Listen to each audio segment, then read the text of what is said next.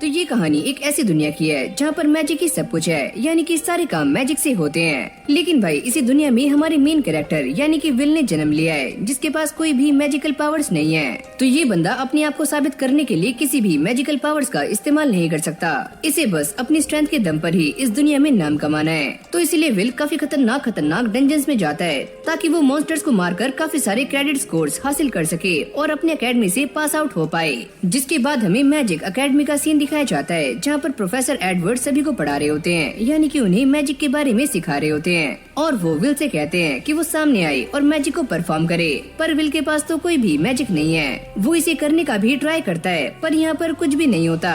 अरे यार क्या बकवास है, तुम इस अकेडमी के 6th ईयर तक पहुँच चुके हो पर फिर भी तुम एक नॉर्मल सा मैजिक नहीं कर पाते। और तभी उनकी क्लास का ही एक लड़का जिसका नाम है शियोन, वो अपने फायर मैजिक का इस्तेमाल करता है। ये देखकर प्रोफेसर एडवर्ड उससे कहते हैं कि तुम अपने हिसाब से काम करना बंद करो शियोन। अरे मुझे माफ करना, मुझे तो ऐसा लगा कि इससे मैं इसकी हेल्प कर पाऊंगा। जैसे कि आप सभी ने देखा कि यहाँ पर मैजिक ही सब कुछ है और जिसके पास जितना ज्यादा मैजिक होता है उसके पास उतनी ही ज्यादा स्ट्रेंथ होती है और वो ही हीरो कहलाता है। जिसके बाद एडवर्ड विल को सुनाते हुए उससे कहते हैं कि जिसके पास मैजिक नहीं है उसे ये अकेडमी छोड़ देनी चाहिए। जैसे ही ये क्लास खत्म होती है तो शियोन अपने दोस्तों के साथ विल को परेशान करने के लिए बाहर आ जाता है और वो ये कहता है कि तुम्हारी आज की परफॉर्मेंस तो काफी अच्छी थी और हाँ मैंने ये भी सुना है कि तुम अब भी डंजन्स में जाते हो और वहाँ के कमजोर मॉन्स्टर्स को मारकर काफी सारे क्रेडिट हासिल करते हो। ये भी काफी अजीब काम है जो कि तुम्हारे ऊपर ही सूट करता है। लेकिन तभी कॉलेट यहाँ पर आ जाती है जो कि शियोन से कहती है कि तुम इसे परेशान करना बंद करो।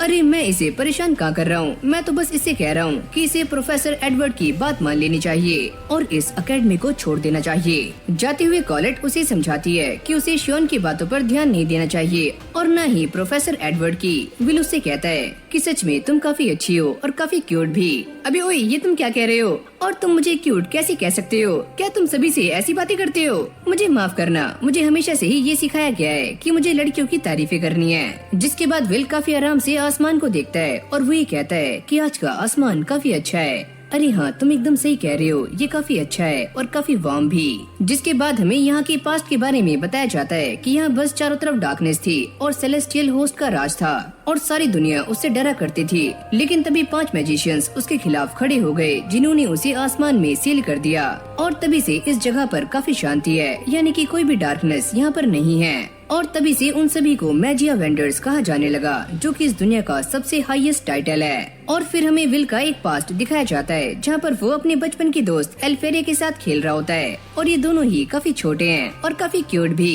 एल्फेरिया उससे कहती है कि मैंने ऐसा सुना है कि आसमान में अपने अपने सन और मून होते हैं और जब हम इस आसमान से ऊपर जाते हैं तो वहाँ पर एक काफी अच्छा सोलर सिस्टम भी है। साथ में वो ये भी कहती है कि अगर तुम उस नज़ारे को देखना चाहती हो जो कि यहाँ का सबसे खूबसूरत नज़ारा है तो तुम्हें उस टावर के सबसे ऊपर जाना होगा और ऐसा करने के लिए तुम्हें मैजिया वेंडर बनना होगा। तो चलो फिर हम दोनों इसे एक साथ देखेंगे और वो इसके लिए प्रॉमिस कर लेते हैं, एकदम पिंकी प्रॉमिस। कहानी दोबारा से प्रेजेंट में आती है जहाँ पर विल ये बताता है कि एल्फेरिया काफी टैलेंटेड थी और वो काफी छोटी उम्र में ही मैजिया वेंडर बन गई और इस टावर के काफी ऊपर पहुँच गई।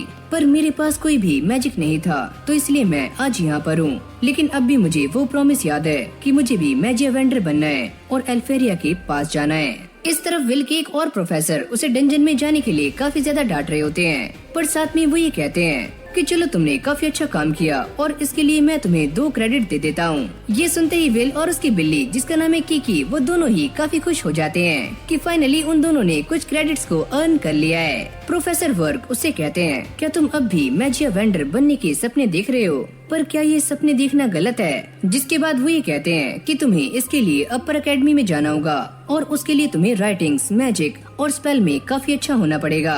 लेकिन तुम्हारे पास कोई भी मैजिक नहीं है तो ऐसा भी हो सकता है कि तुम्हें कोई भी क्रेडिट ना मिले।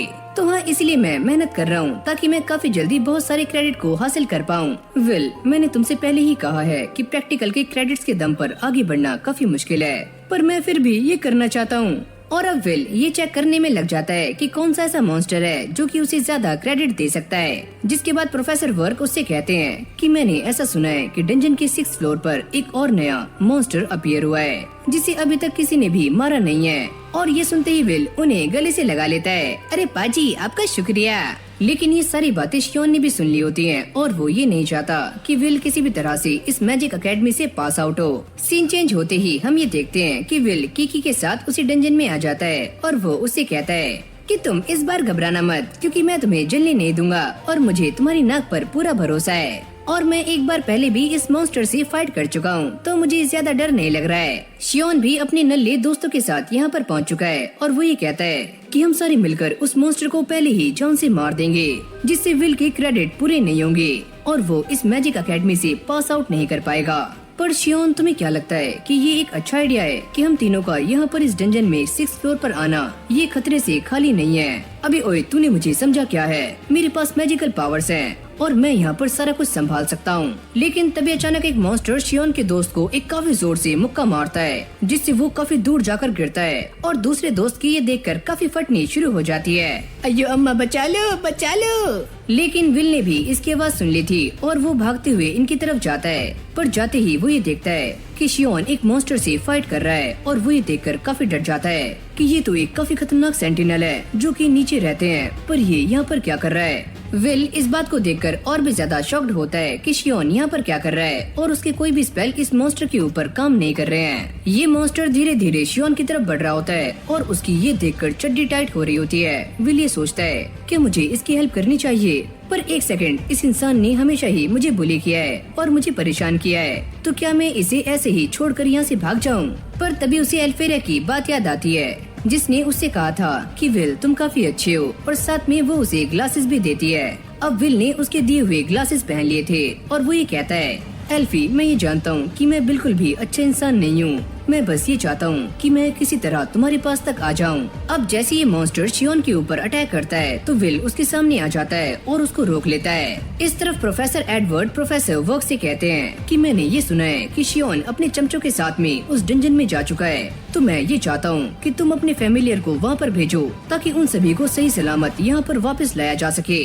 जिसके बाद प्रोफेसर वर्क अपने क्रिस्टल का इस्तेमाल करते हैं, जहाँ पर वो ये देखते हैं कि विल इस मॉन्स्टर के साथ में काफी खतरनाक फाइट कर रहा है और इसने उसकी एक उंगली भी काट दी है, जिससे इस मॉन्स्टर को काफी ज्यादा गुस्सा आता है और ये विल के ऊपर एक काफी खतरनाक अटैक भी करता है, पर विल इससे बच जाता है। जिसके बाद ये मॉन्स्टर उसके ऊपर पत्थरों से भी अटैक करता है, पर विल काफी फुर्ती से उसके पास जाता है और उसे इंजर्ड करने में कामयाब हो जाता है। शियोन की ये सारा कुछ देखकर काफी फट जाती है और वो ये सोचता है, क्या सच में ये वही विल है जिसको मैं जानता हूँ? प्रोफेसर एडवर्ड भी विल की इस फाइट को देखकर काफी ज्यादा इम्प्रेस हो जाते हैं और वो ये कहते हैं कि ऐसा कैसे हो सकता है। प्रोफेसर वर्क उससे कहते हैं कि विल एक आउटलायर है जिसके पास काफी ज्यादा स्ट्रेंथ है, जो कि मैजिक से भी काफी ऊपर है और वो जिस अटैक को एक बार देख लेता है उसे काफी आसानी से मेमोराइज कर सकता है। इस तरफ विल ने इस मॉन्स्टर को काफी गंदी तरह से पेलना शुरू कर दिया है, यहाँ तक कि वो इसका एक हाथ भी काट देता है। प्रोफेसर वर्क ये बताते हैं कि हमारी इस दुनिया में जहाँ पर मैजिक ही सब कुछ है,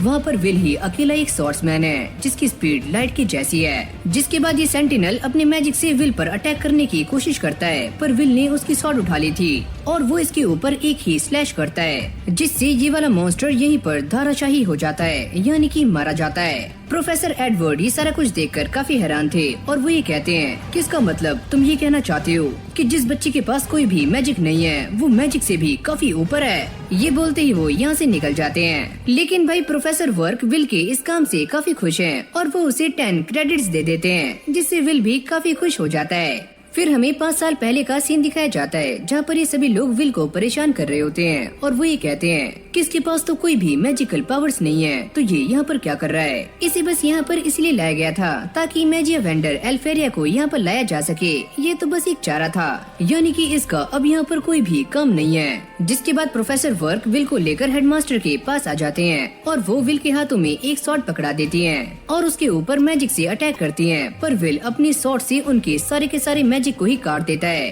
प्रोफेसर वर्क ये देखकर काफी हैरान थे कि विल ने ऐसा कैसे किया और वो इस बात की परमिशन दे देती हैं कि विल इस एकेडमी में रह सकता है। प्रोफेसर वर्क ये कहते हैं पर इसे तो कोई भी मैजिक इस्तेमाल करना नहीं आता। ये सब मैं जानती हूँ, पर मैं ये देखना चाहती हूँ कि एक स्वॉर्ड एक मैजिक वॉन्ड की जगह कैसे लेगी। विल भी ये सारा कुछ सुनने के बाद इमोशनल हो जाता है और वो ये कहता है क्या मैं इस एकेडमी में रह सकता हूँ? और क्या मैं स्ट्रॉन्ग बनने के बाद एल्फेरिया तक जा सकता हूँ, यानी कि उस टावर के ऊपर? फिर हमारी कहानी प्रेजेंट में आती है, जहाँ पर प्रोफेसर वर्क ये बता रहे होते हैं, अगर तुम एक मैजिक वेंडर बनना चाहते हो तो इसके लिए पहले तुम्हें हायर एकेडमी में जाना होगा और फिर तुम इस टावर के ऊपर जाकर मैजिया वेंडर बन सकते हो। लेकिन वहाँ पर जाने के सिर्फ 2 ही रास्ते हैं, या तो आप अपना एक न्यू मैजिक इन्वेंट करो या फिर आपके पास इस एकेडमी में 7200 से भी ज्यादा क्रेडिट्स होने चाहिए। और ऐसे बहुत ही कम लोग रहे हैं जिन्होंने पहले मेथड से ऊपर जाने का ट्राई किया है, यानी कि वो मैजिया वेंडर बने हैं, वरना तो ज्यादातर लोग सेकंड मेथड का ही इस्तेमाल करते हैं। पर मैं ये बात जानता हूँ कि तुम में से कोई भी यहाँ से पास आउट नहीं होगा और हायर इंस्टीट्यूट जाने की तो बात छोड़ ही दो।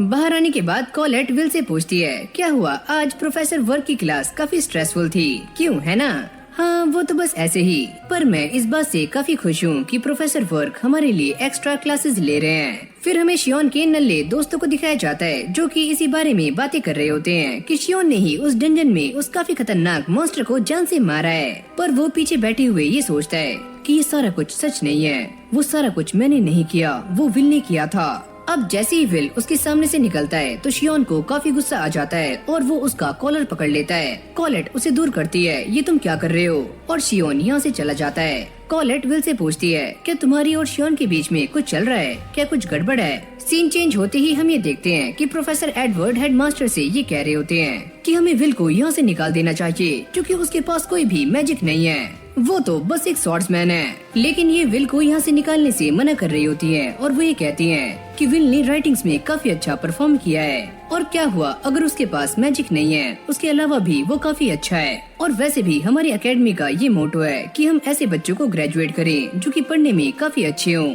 और साथ में वो ये कहती हैं, प्रोफेसर एडवर्ड, अगर आपको भी किसी बात पर यकीन नहीं है तो आप उसका एक टेस्ट ले सकते हो, अगर वो उस टेस्ट में पास नहीं हुआ तो आप जो चाहे वो कर सकते हो। विल और कॉलेट पढ़ने के लिए आ जाते हैं, जहाँ पर विल आराम से अपने नोट्स बना रहा होता है। कॉलेट उससे पूछती है कि ये वाले नोट्स कैसे हैं? मैं ये सारा कुछ डॉर्फ की फाइट के बारे में लिख रहा हूँ। अरे वाह, तुम तो राइटिंग्स में मुझसे काफी अच्छे हो। जिसके बाद कॉलेट उसे समझाती है कि तुम्हें अपने ऊपर ज्यादा प्रेशर देने की जरूरत नहीं है। पर विल उससे कहता है, देखो कॉलेट, मैं ये नहीं चाहता कि मेरा एक भी क्रेडिट माइनस हो, क्योंकि मुझे अपर इंस्टीट्यूट में जाना है तो उसके लिए मुझे मेहनत करनी होगी। लेकिन तभी प्रोफेसर एडवर्ड यहाँ पर आ जाते हैं, जो कि विल से कहते हैं कि तुम मेरे साथ चलो स्पेल हॉल में। अब ये दोनों स्पेल हॉल में आ जाते हैं, जहाँ पर प्रोफेसर एडवर्ड उससे कहते हैं कि चलो, मैं तुम्हारा एक टेस्ट लेने वाला हूँ और तुम्हें मुझे छूना है। तुम इस बात के लिए मना भी नहीं कर सकते, पर अगर तुमने मुझे छू दिया तो मैं तुम्हें 5 स्पेल क्रेडिट्स दूंगा। लेकिन अगर तुम फेल हुए तो तुम्हें इस एकेडमी से बाहर निकाल दिया जाएगा। तुम्हारे पास कोई भी टैलेंट नहीं है और न ही कोई मैजिक, तो तुम्हें यहाँ रहने का कोई भी हक नहीं है। और इन्होंने प्रोफेसर वर्क को भी यहाँ पर बुलाया होता है ताकि वो भी इन दोनों की फाइट को देख पाएं। पर ये उनसे कहती है कि तुम्हें इन दोनों के बीच में कोई भी दखल अंदाजी नहीं करनी है। और जब तुम पहली बार मेरे पास आए थे तो मैंने तुम्हारी रिक्वेस्ट पर विल को यहाँ पर रख लिया था, और इस बार मैंने प्रोफेसर एडवर्ड की रिक्वेस्ट मानी है, क्योंकि वो ये देखना चाहते हैं कि विल के अंदर ये काबिलियत है या फिर नहीं कि वो एक मैजिया वेंडर बन सकता है। यहाँ पर विल का ये टेस्ट स्टार्ट हो चुका है। प्रोफेसर वर्क ये कहते हैं, पर आपने इस टेस्ट के लिए प्रोफेसर एडवर्ड को ही क्यों चुना? आप जानती हो ना कि वो उस टावर के टॉप पर जा चुके थे। क्या हुआ अगर वो मैजिया वेंडर नहीं बने? पर विल के लिए उनका सामना करना बिल्कुल भी आसान नहीं होगा। जिसके बाद विल भागते हुए जाता है ताकि वो प्रोफेसर एडवर्ड की एक लात मार सके, पर उन्होंने पहले ही अपना बैरियर एक्टिवेट कर लिया है और वो विल को काफी जोर से नीचे पटक कर मारते हैं। सच में ये काफी स्ट्रॉन्ग हैं, क्योंकि ये कोई भी स्पेल चांट नहीं कर रहे हैं और मुझे इनके ऊपर अटैक करने का कोई भी मौका नहीं मिल रहा है। एडवर्ड उससे कहते हैं कि अब मैं तुम्हारे ऊपर बस 2 ही स्पेल इस्तेमाल करने वाला हूँ, पहला तुम्हें जलाने के लिए और दूसरा तुम्हारे अटैक से खुद को बचाने के लिए। वैसे भी अगर तुम 1000 स्पेल्स को याद नहीं रख सकते तो तुम्हें कोई एक ऐसा स्पेल मास्टर करना होगा जिसके सामने कोई भी टिक ना पाए। विल इन सारे अटैक से बचने की कोशिश कर रहा होता है, पर प्रोफेसर एडवर्ड उसे पटक पटक कर मार रहे होते हैं। मैं ऐसे में इन्हें हरा नहीं सकता, मुझे अपनी स्वॉर्ड चाहिए। विल की हालत ऑलरेडी ही काफी खराब हो चुकी है, जिसके बाद कीकी कॉलेट के पास आती है और उसकी ड्रॉर की तरफ इशारा करती है। कॉलेट ये देखकर समझ जाती है कि पक्का विल की सिचुएशन काफी वर्स्ट है। क्या तुम ये बात जानते हो कि उन डॉर्स ने 10,000 लोगों की एक सेना इकट्ठी की थी और वो सारे ही एक छड़ी के आगे हार गए? तो तुम अपने मन से ये ख्याल निकाल दो कि तुम एक मैजिया वेंडर बन सकते हो। लेकिन भाई ये सारी बातें सुनने के बाद विल को काफी गुस्सा आ रहा होता है और वो ये कहता है कि मैंने एल्फेरिया से वादा किया है कि मैं उससे प्यार करता हूँ और मुझे उसके पास तक आना है, तो इसलिए मुझे मैजिया वेंडर बनना होगा। अगले ही पल हम ये देखते हैं कि कॉलेट विल को उसकी स्वॉर्ड दे देती है और जैसे ही विल को ये स्वॉर्ड मिलती है तो वो प्रोफेसर एडवर्ड के सारे ही मैजिकल अटैक्स को काटना शुरू कर देता है। उनकी ये देखकर काफी फट गई थी कि ये बच्चा ऐसे कैसे कर सकता है। गुस्से में आने के बाद प्रोफेसर एडवर्ड विल के आसपास काफी सारी फायर की वॉल बना देते हैं। विल को ऐसा लगता है कि शायद से मैं दोबारा काफी बुरी तरह से आग में जलने वाला हूँ, पर मेरे पास पीछे हटने का कोई भी रास्ता नहीं है। जिसके बाद एडवर्ड विल के ऊपर मल्टी स्पेल से अटैक करते हैं, पर वो इनसे बचता हुआ काफी फुर्ती से आगे जा रहा होता है और साथ में वो ये सोचता है कि डॉर्फ की उस फाइट में ये भी हुआ था कि जब सारे डॉर्फ मारे गए थे तो डॉर्फ के जनरल ने हार नहीं मानी और वो सामने वाले बंदे पर सिंगल अटैक करने में कामयाब हुए। और तभी अचानक हम ये देखते हैं कि विल प्रोफेसर एडवर्ड के सारे अटैक से बचता हुआ ऊपर कूदता है और काफी तेजी से नीचे आते हुए उनके बैरियर को तोड़ देता है और उनके चेहरे पर एक कट लगाने में कामयाब हो जाता है। एडवर्ड उससे कहते हैं कि मैं तुम्हें स्पेल के 5 क्रेडिट्स देता हूँ। ये बोलते ही वो यहाँ से चले जाते हैं, पर जैसे ही कॉलेट यहाँ पर आती है वो ये देखती है कि विल की हालत काफी खराब हो चुकी है और उसकी बॉडी से काफी खतरनाक धुआं बाहर निकल रहा है। और फिर हमें एक पास्ट का सीन दिखाया जाता है जहाँ पर हम एल्फेरिया को देखते हैं जो कि विल से बातें कर रही होती है और वो ये कहती है कि मुझे यहाँ से जाना होगा, पर तुम एक काफी अच्छे इंसान हो। विल भी उससे कहता है कि तुम यहाँ से जा रही हो, भले ही मैं मैजिक का इस्तेमाल नहीं कर सकता, पर एक दिन मैं उस टावर के ऊपर आ जाऊंगा तुमसे मिलने के लिए और मैं तुमसे ये भी वादा करता हूँ कि हम दोनों सनसेट को एक साथ देखेंगे। एल्फेरिया उससे कहती है कि मैं भी तुम्हारा इंतजार करूंगी। जिसके बाद हम विल को देखते हैं जो कि थोड़ा बहुत काम भी करता है, पर टकराने की वजह से उसके सारे न्यूज़पेपर हवा में उड़ जाते हैं, लेकिन वो अपनी स्पीड से सबको कलेक्ट कर लेता है। लेकिन एक नीचे गिरा हुआ है जिसके ऊपर एल्फेरिया के बारे में काफी कुछ लिखा होता है कि उसने खुद से ही 12 मैजिकल स्पेल कास्ट किए हैं, यानी कि बनाए हैं। और वो भागते हुए फ्रॉस्टी के पास जाता है और उससे कहता है कि तुम मेरे लिए कुछ मैजिकल आइटम्स बना सकते हो, पर तुम इतनी जल्दी में क्यों। जिसके बाद विल उसे सारा कुछ काफी अच्छे से एक्सप्लेन करता है और वो ये कहता है कि मैं 6th फ्लोर पर जा रहा हूँ और मुझे तुम्हारी मैजिकल आइटम्स की नीड भी पड़ने वाली है। रोस्टी उसे बन खिलाकर उसे कहता है कि तुम अपना ध्यान रखना। फिर हमें ये दिखाया जाता है कि द ग्रेट क्वीन मेज मर्सिडीज ने ये कहा है कि वो सर्कल डंजन से आया है, तो तुम अपने मैजिक का इस्तेमाल करो और साथ में अपने विजडम का, ताकि तुम उन डंजन्स को काफी आराम से क्लियर कर पाओ। अब हमें उस डंजन का सीन दिखाया जाता है जहाँ पर ये सारे लोग पहुँच चुके हैं और साथ में शियोन भी, और वो इन सारे के सारे फ्रॉस्ट वॉकर्स को काफी आराम से सबक सिखा रहा होता है। लेकिन वो ये सोचता है कि ये उसके सामने कुछ भी नहीं है, उसने तो इससे भी खतरनाक चीज को हराया था। विल भी शियोन को नोटिस कर लेता है और वो ये सोचता है कि सच में शियोन काफी कमाल का है, पर अगर ये यहाँ पर ऐसे खड़ा हुआ है तो शायद से मेरे लिए यहाँ पर कोई भी मॉन्स्टर नहीं है, तो मुझे और भी नीचे जाना होगा। यहाँ पर कुछ मॉन्स्टर्स एक लड़की को जान से मारने वाले होते हैं। तभी अचानक से विल यहाँ पर आ जाता है जो कि इन सभी को एक ही झटके में खत्म कर देता है। वो लड़की विल को देखकर काफी हैरान थी कि अभी यहाँ पर क्या हुआ, क्या तुमने मैजिक की जगह पर स्वॉर्ड का इस्तेमाल किया। इस तरफ क्लासरूम में प्रोफेसर वर्क इन सभी को ये बता रहे होते हैं कि अगर आप सब एक नया मैजिक क्रिएट कर लेते हो तो आप काफी आराम से उस टावर के ऊपर जा सकते हो और साथ में इतिहास में भी आपका नाम दर्ज हो जाएगा। तभी रोज उनसे पूछती है कि प्रोफेसर, आज जो एल्फेरिया के बारे में न्यूज़पेपर में आया है, इसका मतलब तो ये है कि वो काफी कमाल की हैं। अरे हाँ, ये बात सच है कि वो काफी कमाल की है क्योंकि उसने एक साथ 12 मैजिक को बनाया है और ये चीज काफी रेयर है। और साथ में वो ये बताते हैं कि इसीलिए आगे चलकर एल्फेरिया को द ग्रेटेस्ट मेज कहा जाएगा। कहानी दोबारा से डंजन में आती है जहाँ पर ये लड़की विल से बातें कर रही होती है और वो ये कहती है कि आप मेरी सीनियर हो। विल उससे पूछता है कि तुम मुझे ये क्यों कह रही हो। वो ये कहती है कि मैं 4th ईयर में हूँ और आप 6th में, पर तुम यहाँ पर क्या कर रही हो। वो ये कहती है कि मैं यहाँ पर इसलिए आई हूँ ताकि मैं स्काई को बचा पाऊँ। जिसके बाद विल हमें ये बताता है कि जो स्काई हम देखते हैं वो असली नहीं है, वो तो बस मैजिक से बना हुआ है, यानी कि वो बस एक बैरियर है जिसे कि मैजिया वेंडर्स ने बनाया है। और जब ये बैरियर फेल हो जाएगा तो चारों तरफ दोबारा से अंधेरा छा जाएगा। जिसके बाद ये लड़की विल को बताती है कि वो पहले एक बार लेडी एल्फेरिया से मिल चुकी है और वो काफी कमाल की है। ये तब की बात है जब वो एक डंजन में थी और उसे चारों तरफ से काफी सारे मॉन्स्टर्स ने घेर लिया था और तभी लेडी एल्फेरिया ने उसकी जान बचाई। प्रेजेंट में वो ये कहती है कि मैं लेडी एल्फेरिया के लिए कुछ भी कर सकती हूँ और मैं उन्हीं के ऑर्डर्स की वजह से यहाँ पर आई हूँ, पर मुझे कोई भी फ्रॉस्ट वॉकर नहीं मिला। लेकिन विल अपने आसपास काफी अच्छे से चेक करता है और वो ये कहता है कि मुझे ऐसा लगता है कि हमारे आसपास कोई न कोई फ्रॉस्ट वॉकर है। पर ये लड़की इस बात को देखकर काफी हैरान थी कि विल के पास कोई भी मैजिकल पावर्स नहीं है और वो बिना मैजिक के इसका पता कैसे लगा सकता है। विल उससे कहता है कि भले ही मेरे पास मैजिक नहीं है, पर मेरे पास विजडम नॉलेज है और काफी कुछ है जो कि बिना मैजिक के भी मेरे काम आ सकता है। लेकिन तभी अचानक से यहाँ पर एक मॉन्स्टर आ जाता है जिसका नाम है फ्रॉस्ट रैक्स और इसे मारने पर 6 क्रेडिट्स मिलते हैं। अब ये मॉन्स्टर दोबारा से उन दोनों पर अटैक करता है, पर विल ने उसे बचा लिया था, जिसके बाद वो इस लड़की को यहाँ पर छोड़कर उससे फाइट करने के लिए चला जाता है। लेकिन एरिस उसे आगे जाने से मना कर रही होती है। वो ये कहती है कि ये मॉन्स्टर काफी खतरनाक है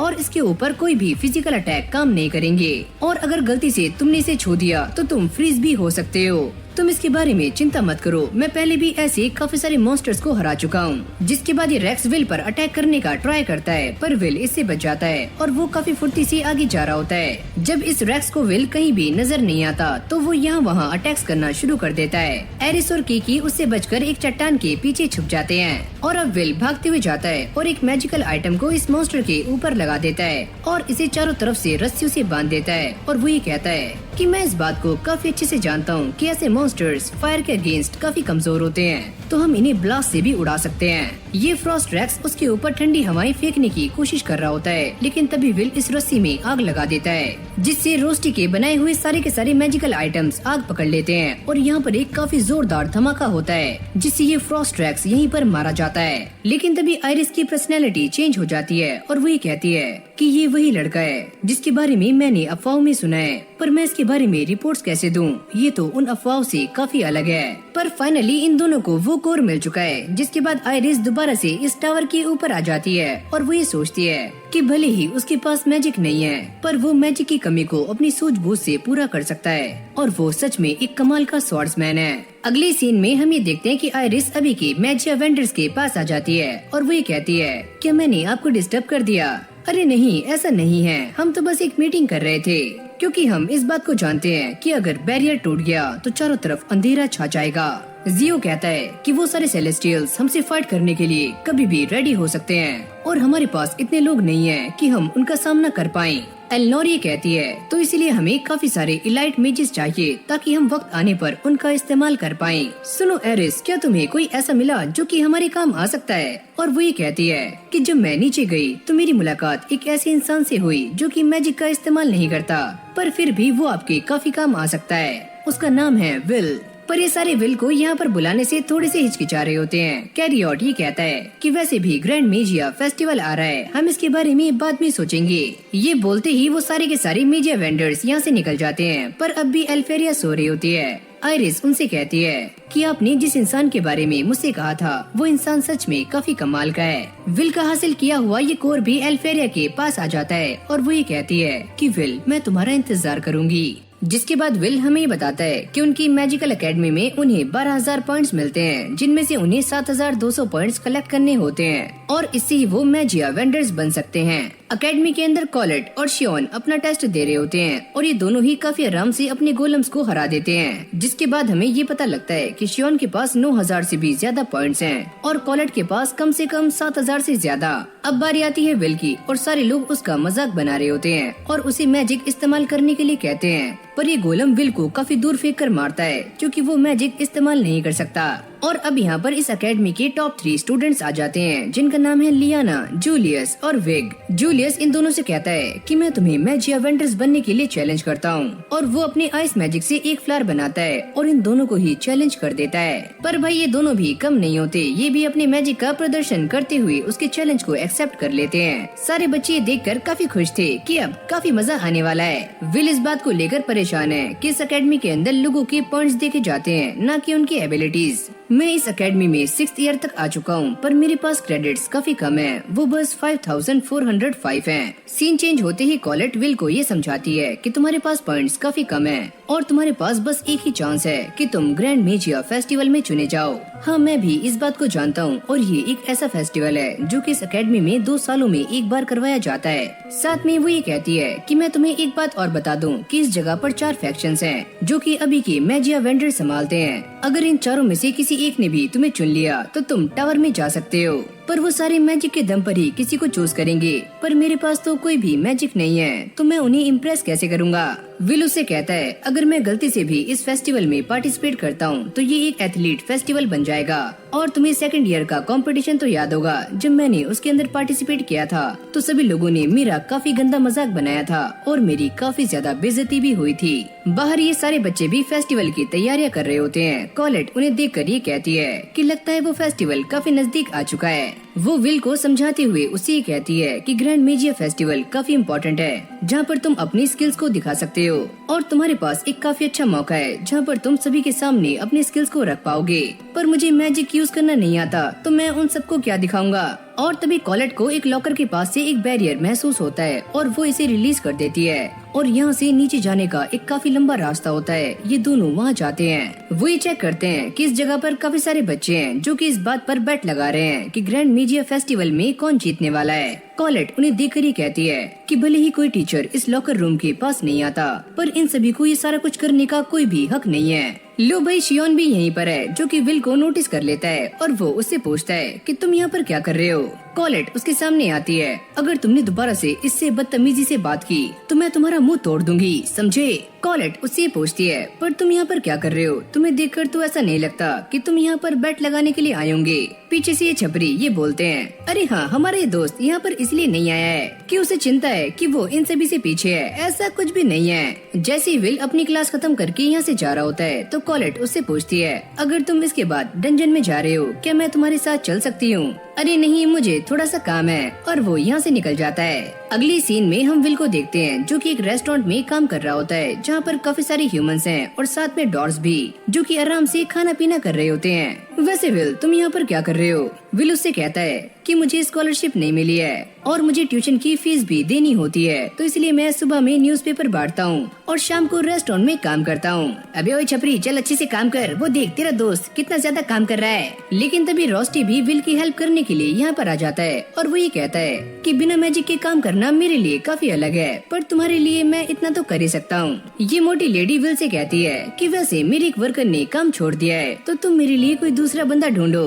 लेकिन ये सारे बंदे विल को चेयर अप करते हुए उसे ये कहते हैं अरे ओए ये हमारा भाई है, ये एक साथ दो काम कर सकता है, क्यों है ना विल। जैसे ये सारे बंदे यहाँ से चले जाते हैं तो रोस्टी विल से कहता है कि तुम इन डॉग्स के साथ काम करते हो पर तुम्हें यहाँ पर काफी कम पैसे मिलते हैं, तो तुम्हें इसके बारे में प्रोफेसर वर्क से बात करनी चाहिए। विल उससे कहता है कि वो ऑलरेडी ही मेरे लिए काफी कुछ करते हैं तो मैं उन्हें और भी ज्यादा तकलीफ देना नहीं चाहता, और वैसे भी ये सारे ड्वार्फ्स मुझे काफी अच्छे लगते हैं और मेरा इनके साथ काफी अच्छे से टाइम भी पास हो जाता है। लेकिन तभी जूलियस की यहाँ पर एंट्री हो जाती है जो कि विल को यहाँ पर देखता है। रोस्टी उससे पूछता है क्या ये भी तुम्हारी ही एकेडमी से हैं? जूलियस उससे कहता है अच्छा विल क्या तुम भी यहीं पर काम करते हो, तुम्हारे लिए ये काम काफी सूट करता है, वैसे भी तुम्हारे पास कोई भी टैलेंट नहीं है। और साथ में वो डॉग्स की भी बेइज्जती करता है। डोनन उसे काफी गुस्से से देखते हैं। जूलियस उससे कहता है कि तुम मुझे ऐसे क्यों देख रहे हो, वैसे भी तुम दूसरी दुनिया से यहाँ पर भाग कर आए हो और हमने तुम्हें जगह दी है तो तुम्हारी जगह हमसे काफी नीचे है। जिसके बाद विल हमें ये बताता है कि आज से बहुत साल पहले जब सेलेस्टियल होस्ट ने डॉर्फ की दुनिया को तबाह कर दिया था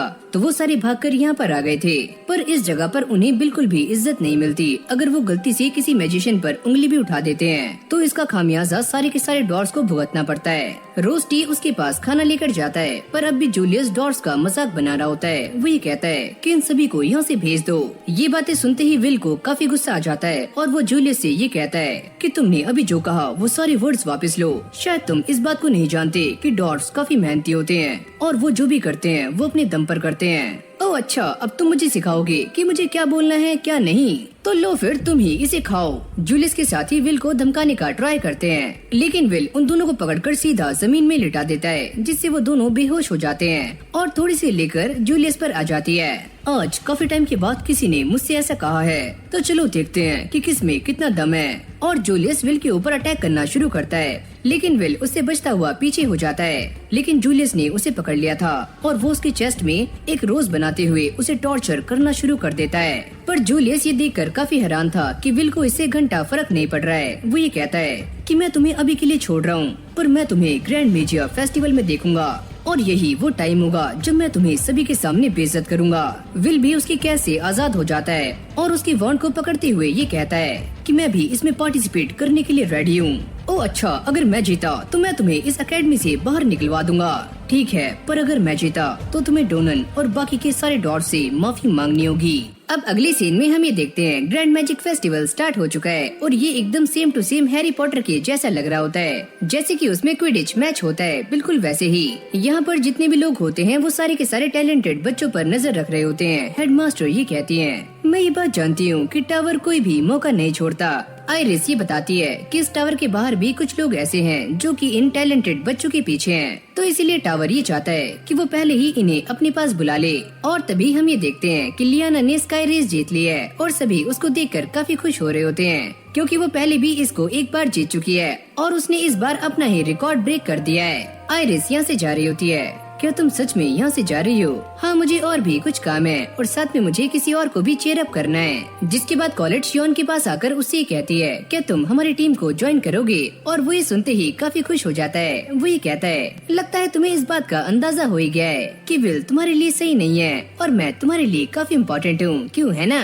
लेकिन जैसे वो विल को यहाँ पर देखता है वो ये पूछता है, पर ये छपरी यहाँ पर क्या कर रहा है? कॉलेट उसे समझाते हुए उससे कहती है कि हम जिस अगले टूर्नामेंट में पार्टिसिपेट करने के लिए जा रहे हैं उसमें हमें कम से कम 21,000 पॉइंट्स की जरूरत पड़ने वाली है और अगर विल भी उसके अंदर पार्टिसिपेट करना चाहता है तो हमें तुम्हारी जरूरत पड़ेगी। विल उससे कहता है, मुझे माफ करना कि मुझे तुम्हारे साथ इसके अंदर पार्टिसिपेट करना पड़ रहा है। ये सुनते ही शियोन को काफी ज्यादा गुस्सा आता है और वो ये कहता है, पर मैं तुम्हारे साथ इसके अंदर पार्टिसिपेट क्यों करूँ और वैसे भी तुम इसमें भाग क्यों ले रहे हो? जूलियस जैसे ही यहाँ से निकलता है तो वो विल को काफी घूर कर देख रहा होता है। शियोन ये देखकर काफी परेशान था कि पहले इसने मेरी जान बचाई और अब ये मेरी तरफ देख भी नहीं रहा है। इसने मुझे उस टाइम शर्मिंदा कर दिया था, पर अब ये कहाँ देख रहा है? कॉलेट उसे बताती है कि विल और जूलियस के बीच में कुछ न कुछ चल रहा है और विल ने ये कहा है कि वो इसके अंदर इसीलिए पार्टिसिपेट कर रहा है ताकि वो जूलियस का सामना कर पाए। तो चलो सारे के सारे दिल थाम कर बैठ जाओ और पता नहीं किसने मुझे प्रोफेसर एडवर्ड के साथ बिठा दिया है जिनसे मेरी बिल्कुल भी बनती नहीं है। ये एक नंबर के खड़ूस हैं। तुम बस अगली क्लास में अपना कॉफिन तैयार रखना। अरे यार मैं क्या करूं? जिसके बाद आज का main event crown attack start हो जाता है, जहां पर सारे के सारे एल्फ फैक्शन वाले अपने मैजिक का इस्तेमाल करते हैं और आसमान में एक साथ काफी सारे मैजिकल सर्कल्स अपीयर हो जाते हैं और ये सारे के सारे मैजिकल सर्कल्स इस ग्राउंड के बाहर जाते ही एक्टिवेट हो जाते हैं, जिससे काफी सारे अलग अलग एरियाज बन जाते हैं। ये एक ऐसा गेम है जो कि सारे के सारे पार्टिसिपेंट्स इस स्टेडियम के बाहर से खेलना शुरू करेंगे और वो अपने सामने आने वाली सारी दिक्कतों को साफ करते हुए इस स्टेडियम के अंदर तक आएंगे। सामने हम क्राउन को देखते हैं और इस गेम का एक सिंपल सा रूल है कि जो भी टीम पहले इस क्राउन को पालेगी वो इस मैच को जीत जाएगी। इन सारी जोन्स के अंदर अलग अलग डिफिकल्टीज हैं। या तो तुम उन सारी डिफिकल्टीज को पार करते हुए आगे बढ़ सकते हो या फिर तुम अपनी ओपोनेंट टीम का रास्ता भी रोक सकते हो। इन जोन्स के अंदर जो भी ट्रैप्स बनाए गए हैं वो यहाँ के प्रोफेसर्स ने बनाए हैं ताकि इस गेम को और भी ज्यादा डिफिकल्ट किया जा सके। प्रोफेसर एडवर्ड ये कहते हैं कि ये कोई बस एक कॉन्टेस्ट नहीं है, इसके अंदर तुम्हें अपना बेस्ट देना होगा तभी तुम इसको जीत सकते हो। अरे हाँ, आपने एकदम सही कहा, इसके अंदर पूरी जान लगा दो। जैसे ये बंदा स्क्वाड 6 के बारे में अनाउंस करता है तो सारे लोग इसे देखकर काफी शॉक थे क्योंकि इसके अंदर विल है और सब उसे मना कर रहे होते हैं कि वो इसके अंदर पार्टिसिपेट क्यों कर रहा है, जबकि उसके अंदर कोई भी टैलेंट नहीं है और न ही उसके पास कोई मैजिक है। प्रोफेसर वर्क विल के पास आते हैं और उससे कहते हैं कि मैंने तुम्हें पहले ही मना किया था कि तुम्हें इसके अंदर पार्टिसिपेट नहीं करना है, पर तुम ये क्यों कर रहे हो? प्लीज मुझे करने दो, मैं ये करना चाहता हूँ। और तभी अचानक हम ये देखते हैं कि उन सभी के सामने काफी सारे गोलम्स आ जाते हैं। विल भागते हुए उनकी तरफ जाता है। सारे बच्चे इस बारे में बातें कर रहे होते हैं कि इसके पास कोई भी टैलेंट नहीं है, लगता है कि मरना चाहता है। विल कॉलेट से कहता है कि वो उसकी हेल्प करे और जैसे ही कॉलेट अपनी मैजिक का इस्तेमाल करती है तो विल अपने सामने वाले गोलम के एक जोरदार मुक्का मारता है जिससे वो उड़कर पीछे जाता है और उसके रास्ते में आने वाले सारे गोलम एक बार में ही साइड हो जाते हैं। सभी लोग ये सारा कुछ देखकर काफी हैरान थे।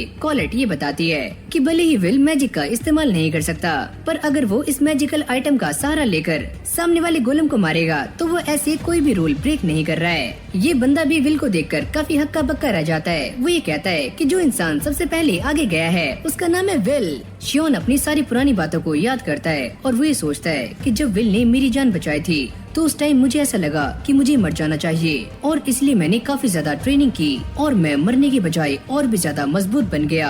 पर आज जब मैं इसे देखता हूँ तो ये मुझसे और भी आगे निकल चुका है। अब ये सारे भागते हुए आगे जा रहे होते हैं और ये एक दूसरे जोन में एंटर कर जाते हैं जहाँ के सारे ट्रैप्स अब अपने आप ही एक्टिवेट हो जाते हैं और जैसे ये इन सभी के ऊपर पत्थरों से अटैक करते हैं तो विल जमीन में एक जोरदार मुक्का मारता है जिससे सामने एक वॉल क्रिएट हो जाती है और वो इन सारे के सारे अटैक से काफी आराम से बच जाते हैं। विल दोबारा से कॉलेट का नाम पुकारता है और वो अपने मैजिक का इस्तेमाल करते हुए यहाँ पर काफी सारी स्वॉर्ड्स ले आती है। विल उनमें से एक एक स्वॉर्ड का इस्तेमाल करते हुए सामने सारे ट्रैप्स को तोड़ना शुरू कर देता है, पर अब भी एक ट्रैप बाकी है और जैसे ही ये ट्रैप विल पर अटैक करने वाला होता है तो विल इसे भी बीच में से काट देता है। यहाँ पर बैठे हुए सभी लोग ये देखकर काफी हैरान थे कि विल काफी फुर्ती से आगे बढ़ता जा रहा है। प्रोफेसर एडवर्ड ये कहते हैं कि विल ने काफी सारे डंजन्स को क्लियर किया है, तो वो ये बात काफी अच्छे से जानता है कि उसे ट्रैप्स को कैसे डीएक्टिवेट करना है और कैसे फुर्ती से आगे बढ़ना है। फिर हमें बाकी टीम्स को दिखाया जाता है जो कि इन सारे ट्रैप्स में फंसनी शुरू हो चुकी हैं, यानी कि उन्हें यहाँ पर काफी दिक्कतें आ रही होती हैं। आयरिस भी विल को दूर से खड़ी हुई सपोर्ट कर रही होती है। अरे विल तुम आगे जाओ।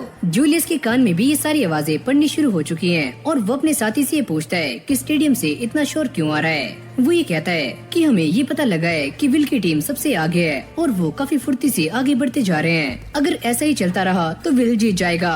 तुम इसके बारे में चिंता मत करो, मैं आगे जा रहा हूँ। विल और उसकी टीम जंगलों में आ चुकी है जहाँ पर ये ट्रैप एक्टिवेट हो चुके हैं, लेकिन विल अपनी विजडम का इस्तेमाल करता है और इन दोनों ही ट्रैप्स का मुंह एक दूसरे की तरफ कर देता है और जैसे ये दोनों एक दूसरे पर अटैक करते हैं तो ये दोनों ही ब्लास्ट हो जाते हैं। अरे वाह, विल तो काफी फुर्ती से आगे बढ़ता जा रहा है। प्रोफेसर एडवर्ड आपको ये कैसा लग रहा है, जरा बताओ तो। फिर हमें ये बताया जाता है कि जैसे जैसे ये टीम्स आगे जाती जाएंगी इन सभी का सामना एक दूसरे से भी हो सकता है और ये सारी टीम्स वुडलैंड में आकर एक दूसरे से मिलने वाली हैं। विल भी इसी बात को सोच रहा होता है कि वो उस जगह पर अगर जूलियस से पहले पहुंच जाता है तो वो उसके ऊपर छुपकर अटैक कर सकता है और इससे उसे एक और एडवांटेज मिल जाएगा कि ये उस जगह के बारे में काफी अच्छे से रिसर्च कर सकता है। लेकिन तभी अचानक जूलियस विल के ऊपर अटैक कर देता है और इससे उसके कपड़े ही फटते हैं। कॉलेट भी ये देखकर काफी हैरान थी कि जूलियस हमसे पहले यहाँ तक कैसे आ सकता है। अरे क्या हुआ बच्चे, क्या तुम यहाँ पर अकेले हो या तुम्हारी टीम आसपास ही छुपी हुई है? जिसके बाद वो अपने आइस क्रिस्टल से विल के ऊपर अटैक करता है, पर विल इससे बच जाता है। शियोन भी यहाँ पर आ चुका है जो कि अपने फायर मैजिक का इस्तेमाल करते हुए जूलियस की सारी बर्फ को पिघला देता है और वो उसके ऊपर अटैक करता है, जिससे यहाँ पर एक काफी खतरनाक धमाका होता है जो कि दूर से भी देखा जा सकता है। कॉलेट ने विल को बचा लिया होता है। विल ये सोचता है कि अभी क्या हुआ,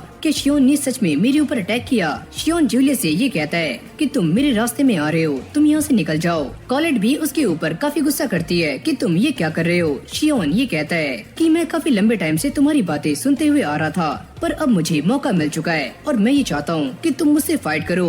पर तुम ऐसा कैसे कर सकते हो? क्या ये सही टाइम है तुमसे फाइट करने का? तुम्हें क्या लगता है कि मुझे तुमसे फाइट करने के लिए कोई टाइम या फिर कोई रीजन चाहिए? जैसे ही कॉलेट उन दोनों को रोकने के लिए आगे जा रही होती है तो जूलियस अपने आइस मैजिक का इस्तेमाल करते हुए उसको फ्रीज कर देता है। विल ने भी अपनी स्वॉर्ड उठा ली है, यानी कि ये दोनों फाइट करने के लिए एकदम रेडी हो चुके हैं। इन दोनों की ही फाइट से पहले हमें एक पास्ट का सीन दिखाया जाता है जहाँ पर शियोन और विल दोनों ही बच्चे होते हैं और शियोन ये देखकर काफी परेशान होता है कि सारे बच्चे विल का मजाक बना रहे हैं और उसे मैजिकलेस कहकर बार बार चिढ़ा रहे हैं। शियोन ये सोचता है कि मुझे इसकी हेल्प करनी चाहिए, तो इसलिए वो विल से दोस्ती करने के लिए उसके पास जाता है, पर विल उसे मना कर देता है और साथ में वो ये कहता है कि तुम मुझसे दूर रहो। कहानी दोबारा से प्रेजेंट में आती है जहाँ पर शियोन पूरी फुर्ती से विल पर अटैक कर रहा होता है और विल भी उसके सारे अटैक्स को अपनी स्वॉर्ड से काट रहा होता है, लेकिन अब भी वो शियोन के साथ सही तरीके से फाइट नहीं कर रहा है, यानी कि सीरियस नहीं है। शियोन को ये सारा कुछ देखकर काफी गुस्सा आता है और वो विल से कहता है क्या तुम ऐसे ही यहाँ वहाँ कूदते रहोगे? मेरे सामने आओ, मुझसे फाइट करो। मैं तुमसे फाइट नहीं करूँगा क्योंकि हम दोनों ही एक टीम में हैं और हमें एक साथ जीतना है। लेकिन विल की ये सारी बातें सुनने के बाद शियोन को और भी ज्यादा गुस्सा आना शुरू हो जाता है। वो ये कहता है कि तुम ये क्या बकवास कर रहे हो, तुम्हारे पास यही मौका है, मेरे साथ फाइट करो। और वो काफी सीरियस होकर विल पर अटैक्स करना शुरू कर देता है। विल ये सोचता है क्या मुझे सच में इसके साथ फाइट करनी होगी, यही मेरा आखिरी ऑप्शन है। जो टीम पहले फुर्ती से काफी आगे जा रही थी, यानी कि विल की टीम, वो सारे अब आपस में फाइट कर रहे हैं। प्रोफेसर एडवर्ड, इसके बारे में आपको क्या लगता है? अगर वो सारे एक साथ फाइट कर रहे हैं तो ये उन सभी के लिए काफी गलत है। यहाँ पर बैठे हुए सारे लोग शियोन की ये हरकत देखकर काफी परेशान हो रहे होते हैं और वो ये सोचते हैं कि उन्होंने आज से पहले कभी भी टीम मेट्स को ऐसे लड़ते हुए नहीं देखा। पर शियोन क्या कर रहा है? रोस्टी भी उसे लेकर काफी परेशान हो जाता है। वो ये कहता है कि मुझे ये सारा माजरा समझ नहीं आ रहा है। और तभी आयरिस भी यहाँ पर आ जाती है। क्या मैं यहाँ पर बैठ सकती हूँ? अरे हाँ जरूर बैठ जाओ। और ये बैठते ही विल को चेयर अप करना शुरू कर देती है। रोस्टी उससे कहता है कि मुझे ऐसा नहीं लगा था कि तुम किसी एक को चेयर अप करोगी। हाँ, बस इसके पीछे एक रीजन है, क्योंकि मैंने विल के बारे में किसी से सुना है। वैसे हाँ, मुझे भी विल काफी अच्छा लगता है और वो मेरा रूममेट भी है। जूलियस को ये सारा कुछ करने में काफी मजा आ रहा है और कॉलेट उसके सारे अटैक से बचकर भाग रही होती है। वो ये सोचती है कि मुझे कुछ भी करके उन दोनों को रोकना होगा, पर मैं जूलियस का क्या करूं? जूलियस उसे बार बार परेशान कर रहा होता है। कॉलेट उससे कहती है कि मैं तुम्हें जान से मार दूंगी। अगली पल जूलियस उसके ऊपर दोबारा से अटैक करता है, पर कॉलेट उसे रोक लेती है। लेकिन इससे कॉलेट के नीचे एक ट्रैप एक्टिवेट हो जाता है। क्या इसने ये अटैक इसलिए किया ताकि ये इस वाले ट्रैप को एक्टिवेट कर पाए? और तभी अचानक यहाँ पर एक जोरदार धमाका होता है और फिर हमें बाहर का सीन दिखाया जाता है, जहाँ पर ये सारे बच्चे इस बात को देखकर हैरान थे कि जूलियस एक टाइम पे इतनी सारी जगह कैसे हो सकता है और वो सारी ही स्क्वाड्स को आगे जाने से रोक रहा है। पर ऐसा कैसे हो सकता है? सीन चेंज होते ही हमें विक को दिखाया जाता है, जो कि जूलियस के सामने आ चुका है और विक उससे कहता है, आखिरकार तुम मेरे सामने आ ही गए। लो, तुम्हारा ये फ्लावर मैं तुम्हें वापस देता हूँ। और इससे जूलियस का ध्यान भटक जाता है, जिससे उसके पैरों के नीचे एक बैरियर एक्टिवेट हो जाता है और यहाँ पर विंड मैजिक आता है। जूलियस क्रिस्टल में चेंज हो चुका है और वो टूट जाता है। इस तरफ ये बंदा अलग ही खुश हो रहा होता है। वो ये कहता है कि अभी जूलियस विक के सामने आया था, पर विक की टीम ने उसे हरा दिया है। अरे वाह, इस गेम में तो और भी ज्यादा मजा आता जा रहा है। बाहर बैठे हुए सारे बच्चे इसी बारे में बातें कर रहे होते हैं कि पहले हमें ये लगा था कि स्क्वाड 6 जीत जाएगी, पर शियोन ने गद्दारी कर दी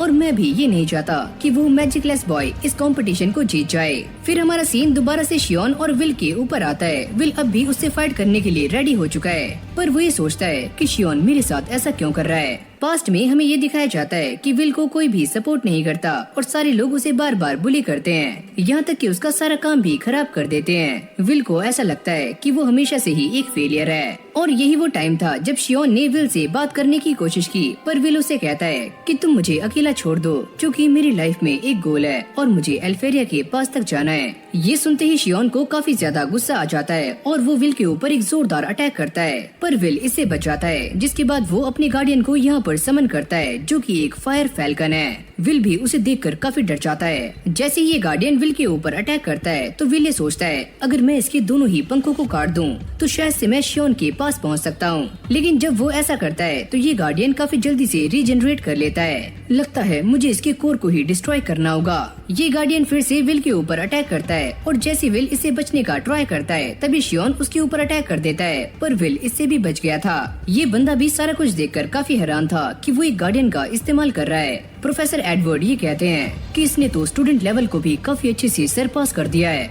फायर फैक्शन का ये बंदा जिसका नाम है रॉज, वो ये कहता है कि ये एक हाई लेवल का फायर मैजिक इस्तेमाल कर रहा है और साथ में इसने गार्डियन को भी यहाँ पर बुला लिया है। आखिर ये इंसान कौन है? उसका एक साथी उसे शियोन के बारे में सारा कुछ बताना शुरू करता है कि ये कौन है, इसका नाम क्या है और ये बच्चा कहाँ से बिलोंग करता है। रॉज ये सुनते ही काफी खुश हो जाता है। वो ये कहता है कि सच में ये फेस्टिवल कमाल का है और हमें लॉर्ड कैरियट को ये बताना होगा कि हमें एक ऐसा बच्चा मिल चुका है जो कि सच में काफी कमाल का है। यहाँ पर शियोन अब भी विल को बार बार फाइट करने के लिए ललकार रहा होता है। वो ये कहता है, क्या तुम्हारे अंदर बस इतना ही दम है? लेकिन जब तुम उस इविल सेंटिनल से फाइट कर रहे थे उस टाइम तुम काफी स्ट्रॉन्ग थे, तो अब तुम्हें क्या हुआ है? विल भी ये सारी बातें सुनकर काफी गुस्से में आ जाता है। वो ये कहता है कि मैं तुमसे फाइट करना नहीं चाहता, पर हाँ मैं तुमसे काफी ज्यादा नफरत करता हूँ, पर अभी मुझे जूलियस को हराना है, तो मेरे पास ऐसा कोई भी रीजन नहीं है कि मैं तुमसे फाइट करूँ। मेरे रास्ते से हट जाओ। शियोन की ऐसी हालत को देखकर ऐसा लगता है कि ये बंदा पागल होना शुरू हो चुका है। वो ये कहता है, तुमने मुझे हमेशा ही इग्नोर किया है और तुम कभी भी मेरी तरफ नहीं देखते। मैं नहीं जानता कि तुम्हारी सिचुएशन क्या है, पर अगर तुमने दोबारा से मुझसे ऐसी बातें की तो मैं सच में तुम्हें जान से मार दूंगा। अगर तुम मेरे बारे में ऐसा ही सोचते हो तो चलो मुझे तुम्हारे साथ पूरी ताकत से फाइट करनी होगी। अगर तुम यही चाहते हो कि तुम मुझे एक्नॉलेज करोगे तो चलो आओ फाइट करते हैं। तो फाइनली तुमने मेरी तरफ देख ही लिया। जिसके बाद हम ये देखते हैं कि शियोन विल के ऊपर अपने फायर गार्डियन से अटैक करवाता है, पर विल ने इसके कोर को तोड़ दिया था और जैसे ये दोनों एक दूसरे से टकराने वाले होते हैं तभी कॉलेट बीच में आ जाती है, जो कि इन दोनों को रोक लेती है। पर कॉलेट की हालत पहले ही काफी खराब हो चुकी है, यानी कि उसके काफी सारे कपड़े फट चुके हैं। और भाई ये नल्ला शियोन कॉलेट को देखकर उससे कहता है कि तुम एक रॉयल फैमिली की लड़की हो, क्या तुम्हें ऐसे कपड़े पहनना शोभा देता है कि तुम अपनी बॉडी को ऐसे एक्सपोज कर रही हो? अभी ओए नल्ले, ये सारा कुछ तुम्हारी वजह से हुआ है और तुम फाइट क्यों कर रहे थे? जिसके बाद वो विल से कहती है कि विल तुम आगे जाओ, तुम जूलियस के साथ फाइट कर सकते हो और यहाँ पर सारा कुछ मैं संभाल रही हूँ। शियोन उसे ऐसा करने से मना कर रहा होता है कि मैं तुम्हें ऐसा करने नहीं दूंगा और चाहे तुम ही क्यों ना हो मैं तुम्हें अपने रास्ते में आने नहीं दूंगा। जैसे ही विल कॉलेट को जैकेट पहनाता है तो वो शर्मा जाती है और वो जाते हुए शियोन से कहता है कि हम दोनों कभी और फाइट करेंगे। माइक सभी के सामने ये अनाउंस कर रहा होता है कि चलो देखते हैं कि इन सारी मुश्किलों का सामना करने के बाद कौन सी टीम पहले स्टेडियम में आती है। और तभी अचानक हम ये देखते हैं कि जूलियस अपनी टीम के साथ यहाँ पर आ चुका है। ओ देखो तो जूलियस यहाँ पर आ चुका है, यानी कि जूलियस को रोकने वाला यहाँ पर कोई भी नहीं है। और तभी अचानक हम ये देखते हैं कि विल भी यहाँ पर आ चुका है और वो जूलियस को देखकर उससे कहता है कि मैं तुम्हें चैलेंज करता हूँ। ओह अच्छा, तो तुम आ ही गए। अब अगली सीन में हम एल्फेरिया को देखते हैं जो कि आराम से घोड़े बेचकर सो रही होती है। तभी सेरिसा उसके पास आती है कि आप जल्दी से उठ जाओ और आप एक मैजिया वेंडर हो तो आप ऐसे कैसे सो सकती हो। ये देखो वो सारी लिस्ट जो कि स्काउट्स ने हमारे पास भेजी है और इस बार हमारे पास काफी अच्छे बच्चे हैं। और साथ में वो ये कहती है कि एक बच्चा ऐसा भी है जो कि आइस फैक्शन के लिए एकदम बेस्ट है, जिसका नाम है जूलियस। जूलियस सारे के सारे टूर्नामेंट्स में काफी अच्छे से परफॉर्म कर रहा है, तो मुझे ऐसा लगता है कि ये बंदा आपका सक्सेसर बन सकता है। इस तरफ माइक सभी के सामने ये अनाउंसमेंट कर रहा होता है कि अब ये दोनों एक दूसरे के आमने सामने हैं। तो देखते हैं कौन जीतता है, स्क्वाड 6 या फिर स्क्वाड 9। ओ विल, तो तुम सच में यहाँ पर आ चुके हो। मुझे तो ऐसा लगा था कि मैं ऐसे ही जीत जाऊंगा, पर बिना तुम्हारी बेइज्जती किए मुझे जीतने में कोई भी मजा नहीं आता। तो अच्छा हुआ कि तुम यहाँ पर आ गए। तुम्हें क्या लगता है कि तुम मुझे काफी आसानी से हरा दोगे? मैं तब तक हार नहीं मानूंगा जब तक तुम उन सभी से माफी नहीं मांग लेते। अरे ओए बच्चे, तुम मेरे सामने बस एक खिलौने हो और मैं तुम्हें बड़ी आराम से मसल सकता हूँ। और तभी अचानक हम ये देखते हैं कि जूलियस आसपास स्मोक कर देता है। विल ये सोचता है कि मेरे आसपास काफी सारी स्मोक है, पर फिर भी मैं इनकी मैजिक को सेंस कर पा रहा हूँ। लगता है ये सारे मूव कर रहे हैं और मुझे घेरने की कोशिश कर रहे हैं। जैसे ही जूलियस विल के ऊपर अटैक करता है तो वो इससे काफी आराम से बच जाता है और विल ये सोचता है अगर मैं एक जगह ही खड़ा रहा तो ये सारे मुझे काफी आराम से पकड़ सकते हैं, तो मुझे यहाँ से भागते रहना होगा। और वैसे भी मैं इन सभी के स्पेल को काफी आसानी से सेंस कर रहा हूँ। विल जैसे ही इन तीनों के हमलों से बचता हुआ जूलियस की तरफ बढ़ता है और तभी अचानक एक और अटैक उसकी तरफ आता है। विल इससे बच जाता है, पर वो ये सोचता है कि ये चौथा अटैक किसने किया। जूलियस विल को चिढ़ाते हुए उससे ये कहता है कि तुम्हें क्या हुआ, हम तो यहाँ से हिले भी नहीं है। और जैसे ही ये सारा धुआं यहाँ से छड़ता है तभी अचानक हम ये देखते हैं कि जूलियस के काफी सारे क्लोन यहाँ पर आ चुके हैं जो कि धीरे धीरे विल की तरफ बढ़ रहे होते हैं। एक क्लोन विल के पास जाकर वहीं पर फट जाता है और विल बर्फ में कैद हो गया था। प्रोफेसर एडवर्ड ये देखकर कहते हैं शायद से ये वही स्पेल है। जिसके बाद हमें ये बताया जाता है कि जूलियस जिस स्पेल का इस्तेमाल कर रहा है वो एल्फेरिया ने बनाया था, यानी कि वो एक न्यू मैजिक है। विल भी ये सारा कुछ देखकर काफी हैरान हो जाता है क्योंकि वो इस बात को जानता है कि ये कोई आम स्पेल नहीं है, ये एक ऐसा स्पेल है जिसे एल्फेरिया ने बनाया था। और वो जूलियस से ये पूछता है कि तुम इस स्पेल को इस्तेमाल कैसे कर सकते हो, क्योंकि मैं टैलेंटेड हूँ, तुम्हारी तरह मैजिक लेस नहीं हूँ मैं। जूलियस एक क्रीपी स्माइल करते हुए ये कहता है कि मैंने इस स्पेल को अपने आप ही सीख लिया।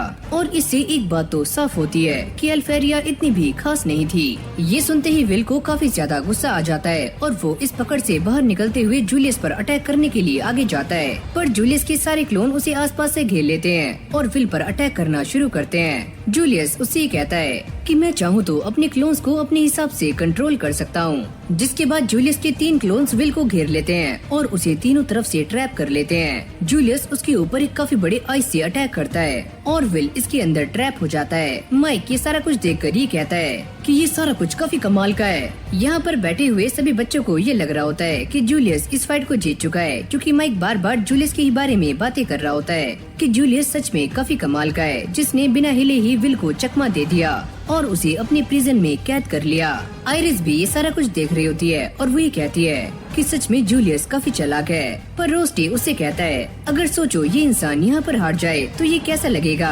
अगले ही पल हम ये देखते हैं कि विल उसकी कैद से आजाद हो जाता है और ये देखकर जूलियस की फटनी शुरू हो जाती है कि ये सब कैसे हुआ।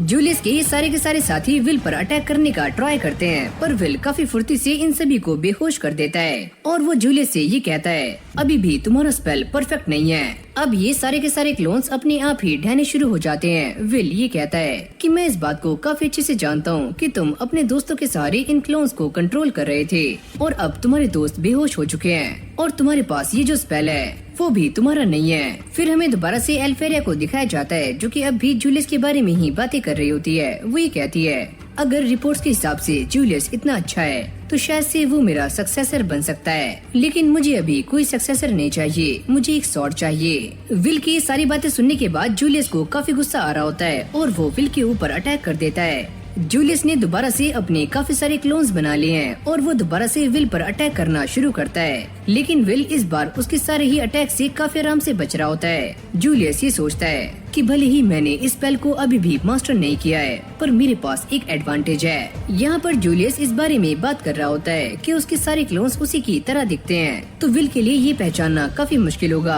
कि असली जूलियस कौन सा है। पर तभी अचानक हम ये देखते हैं कि विल असली जूलियस के पास पहुँच जाता है और जैसे वो उसके ऊपर अटैक करता है तो जूलियस अपने आप को बचाने के लिए एक वॉल का इस्तेमाल करता है। विल का अटैक इस वॉल के आर पार हो जाता है और जूलियस पीछे हट जाता है। जूलियस उससे कहता है, पर तुमने मुझे ढूंढा कैसे? विल उसे सारा कुछ काफी अच्छे से एक्सप्लेन करता है कि तुम्हारी बॉडी का टेम्परेचर इन क्लोन से काफी अलग था और तुम्हें पहचानना इतना भी मुश्किल नहीं है, क्योंकि अभी भी तुमने इस स्पेल को अच्छे से मास्टर नहीं किया है। जूलियस, जिसकी ऑलरेडी ही काफी ज्यादा फटी हुई है, वो विल से ये कहता है, पर तुम इस स्पेल के बारे में मुझसे ज्यादा कैसे जानते हो? विल उससे कहता है, क्योंकि मैं और एल्फेरिया दोनों ही बचपन के दोस्त हैं और हम एक दूसरे को बचपन से ही जानते हैं, तो इसलिए मैं एल्फेरिया के इस मैजिक को भी काफी अच्छे से जानता हूँ और ये मैजिक मुझे काफी पसंद है और मैंने इसके बारे में सारा कुछ पढ़ा हुआ है। एल्फेरिया भी इस टावर के ऊपर खड़ी हुई है, जिसे इन सारी बातों का एहसास है। जूलियस विल से ये कहता है, पर ये तो मैजिया वेंडर का एक सीक्रेट है, पर तुम इसके बारे में कैसे जानते हो? जूलियस काफी गुस्से में आकर दोबारा से विल के ऊपर अटैक करता है, पर विल ने इस बार भी उसके इस अटैक को काट दिया था और वो ये कहता है कि मैं तुम्हें एक बात बता दूं कि जब एल्फेरिया ने ये स्पेल बनाया था वो बस 2 साल की थी, तो इसीलिए ये स्पेल परफेक्ट नहीं है और कोई भी इस स्पेल को यूज कर सकता है। मुझे तो ऐसा लगा था कि मैंने इस स्पेल को सीख लिया है तो मैं सबसे ऊपर हूँ, लेकिन ये सारा कुछ गलत था। यहाँ पर बैठे हुए सभी लोग जूलियस के ऊपर हंसना शुरू कर देते हैं और विल भी उसे समझाने का ट्राई कर रहा होता है कि वो एक नंबर का बेवकूफ है। जूलियस को इस बात से काफी ज्यादा गुस्सा आ जाता है, तुम बस चुप रहो, और वो अपने काफी सारे क्लोन्स को यहाँ पर बना लेता है। तुम्हें क्या लगा कि मैं बस 2 या फिर 3 ही क्लोन्स बना सकता हूँ? क्या हुआ अगर मैं इन्हें सही से कंट्रोल नहीं कर सकता?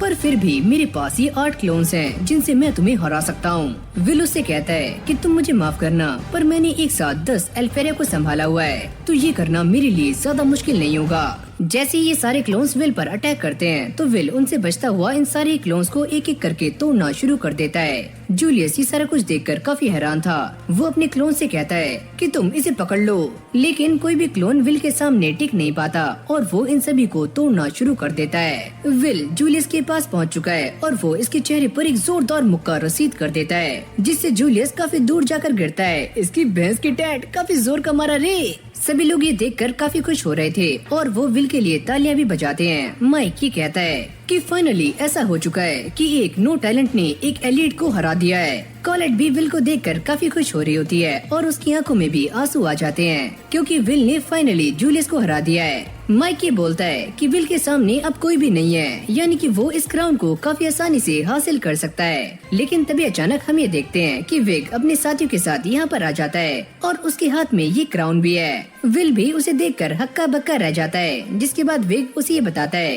कि जब तुम दोनों आपस में फाइट कर रहे थे तो मैंने इसी चीज का फायदा उठाया और इस क्राउन को अपने नाम कर लिया। और इसी के साथ ये टूर्नामेंट यहीं पर एंड हो जाता है, जहाँ पर विल इसको जीतने वाला था। वहीं विग ने आकर सारा मामला चेंज कर दिया और सभी लोग ये सारा कुछ देखकर काफी हैरान थे कि कहानी में एंड टाइम पर ट्विस्ट आ गया। जिसके बाद यहाँ पर फायरवर्क्स होने शुरू हो जाते हैं, यानी इस टूर्नामेंट का फाइनली विजेता मिल चुका है, जिसका नाम है विग्नेल। सेरिसा को भी इस बात का अंदाजा हो चुका है कि फाइनली ये टूर्नामेंट एंड हो चुका है। एल्फेरिया उससे कहती है, क्या तुम्हारे पास कोई ऐसा मैजिक स्पेल है जिससे हम पास्ट में जा सकते हैं या फिर सभी की मेमोरीज को इरेज कर सकते हैं? शायद से फॉरबिडन स्पेल में ऐसा हो सकता है, पर मैं वो आपको यूज करने नहीं दूंगी। शियोन भी इस बात से काफी हैरान है और वो ये कहता है कि फाइनली इस फ्लंकी ने जूलियस को भी हरा दिया, पर एक दिन इसका सामना मुझसे होगा और मैं इसे हरा दूंगा। कॉलेट भागते हुए विल के पास आती है और विल उससे कहता है, मुझे माफ करना कि वो क्राउन मुझे नहीं मिला, वो क्राउन वो ले गए हैं, पर मैंने अपने प्रॉमिस को याद रखा और मैंने उसे पूरा भी कर दिया। अब ये सारे के सारे डॉट्स आराम से बैठकर पार्टी कर रहे होते हैं, क्योंकि विल इस फाइट को जीत चुका है। प्रोफेसर वर्क उन सभी से कहते हैं, तुम्हारा शुक्रिया कि तुमने विल का काफी अच्छे से ध्यान रखा और उसे काफी सपोर्ट भी किया। डोनन उनसे ये पूछते हैं, क्या तुम टावर के लिए चुन लिए गए? पर कॉलेट उनसे कहती है कि ऐसा कुछ भी नहीं हुआ, क्योंकि हम कोई भी टूर्नामेंट जीते नहीं है, हमने तो बस जूलियस को हराया है। साथ में वो ये भी कहती है कि ये सारी शियोन की गलती है कि उसने लास्ट मोमेंट पर हमारा साथ छोड़ दिया। रोस्टी उनसे पूछता है, पर तुम्हारा तीसरा साथी कहाँ पर है? मैंने उसे आने के लिए इनवाइट भी किया था, पर उसने मना कर दिया। कॉलेट ये कहती है कि जूलियस को वही मिला जो वो डिजर्व किया करता था, और क्या हम यहाँ पर पार्टी कर रहे हैं, ये कोई गलत बात है? प्रोफेसर वर्क उससे ही कहते हैं कि मैंने तुम्हें पहले भी रोका नहीं था और न ही मैं तुम्हें अब रोकूंगा, और वैसे भी विल ने टूर्नामेंट के अंदर पार्टिसिपेट कर लिया है और सभी लोग ये जान चुके हैं कि वो क्या क्या कर सकता है। तो अब बस देखना ये है कि वो कल से सारी चीजों को कैसे हैंडल करेगा। अगले ही सीन में हम ये देखते हैं कि सारे स्टूडेंट्स एक टीम बना रहे होते हैं, क्योंकि उन्हें एक हफ्ते के लिए डंजन में जाना है और उन्हें एक स्ट्रॉन्ग टीम चाहिए। इसलिए वो सारे विल के पास आ जाते हैं, क्योंकि वो जानते हैं कि विल की स्ट्रेंथ कितनी है, और वो आते ही विल को घेर लेते हैं। लेकिन भाई कॉलेट विल के सामने आ जाती है और वो इन सभी को सुनाना शुरू कर देती है। तुम सभी को शर्म नहीं आती? पहले तुमने विल को काफी बुली किया और आज तुम सारे उसके सामने खड़े हुए हो ताकि वो तुम्हारी टीम में शामिल हो जाए। देखो विल को भी इस बात से काफी गुस्सा आ रहा है। अरे नहीं, मैं तो काफी खुश हूँ कि ये सारे मुझे इनवाइट करने के लिए यहाँ पर आए हैं। तभी एक लड़की सामने आकर विल का हाथ पकड़ लेती है। तुम मेरे साथ चलो, हम दोनों ही डंजन में जाएंगे और हम दोनों क्रेडिट्स को आधा आधा बांट लेंगे।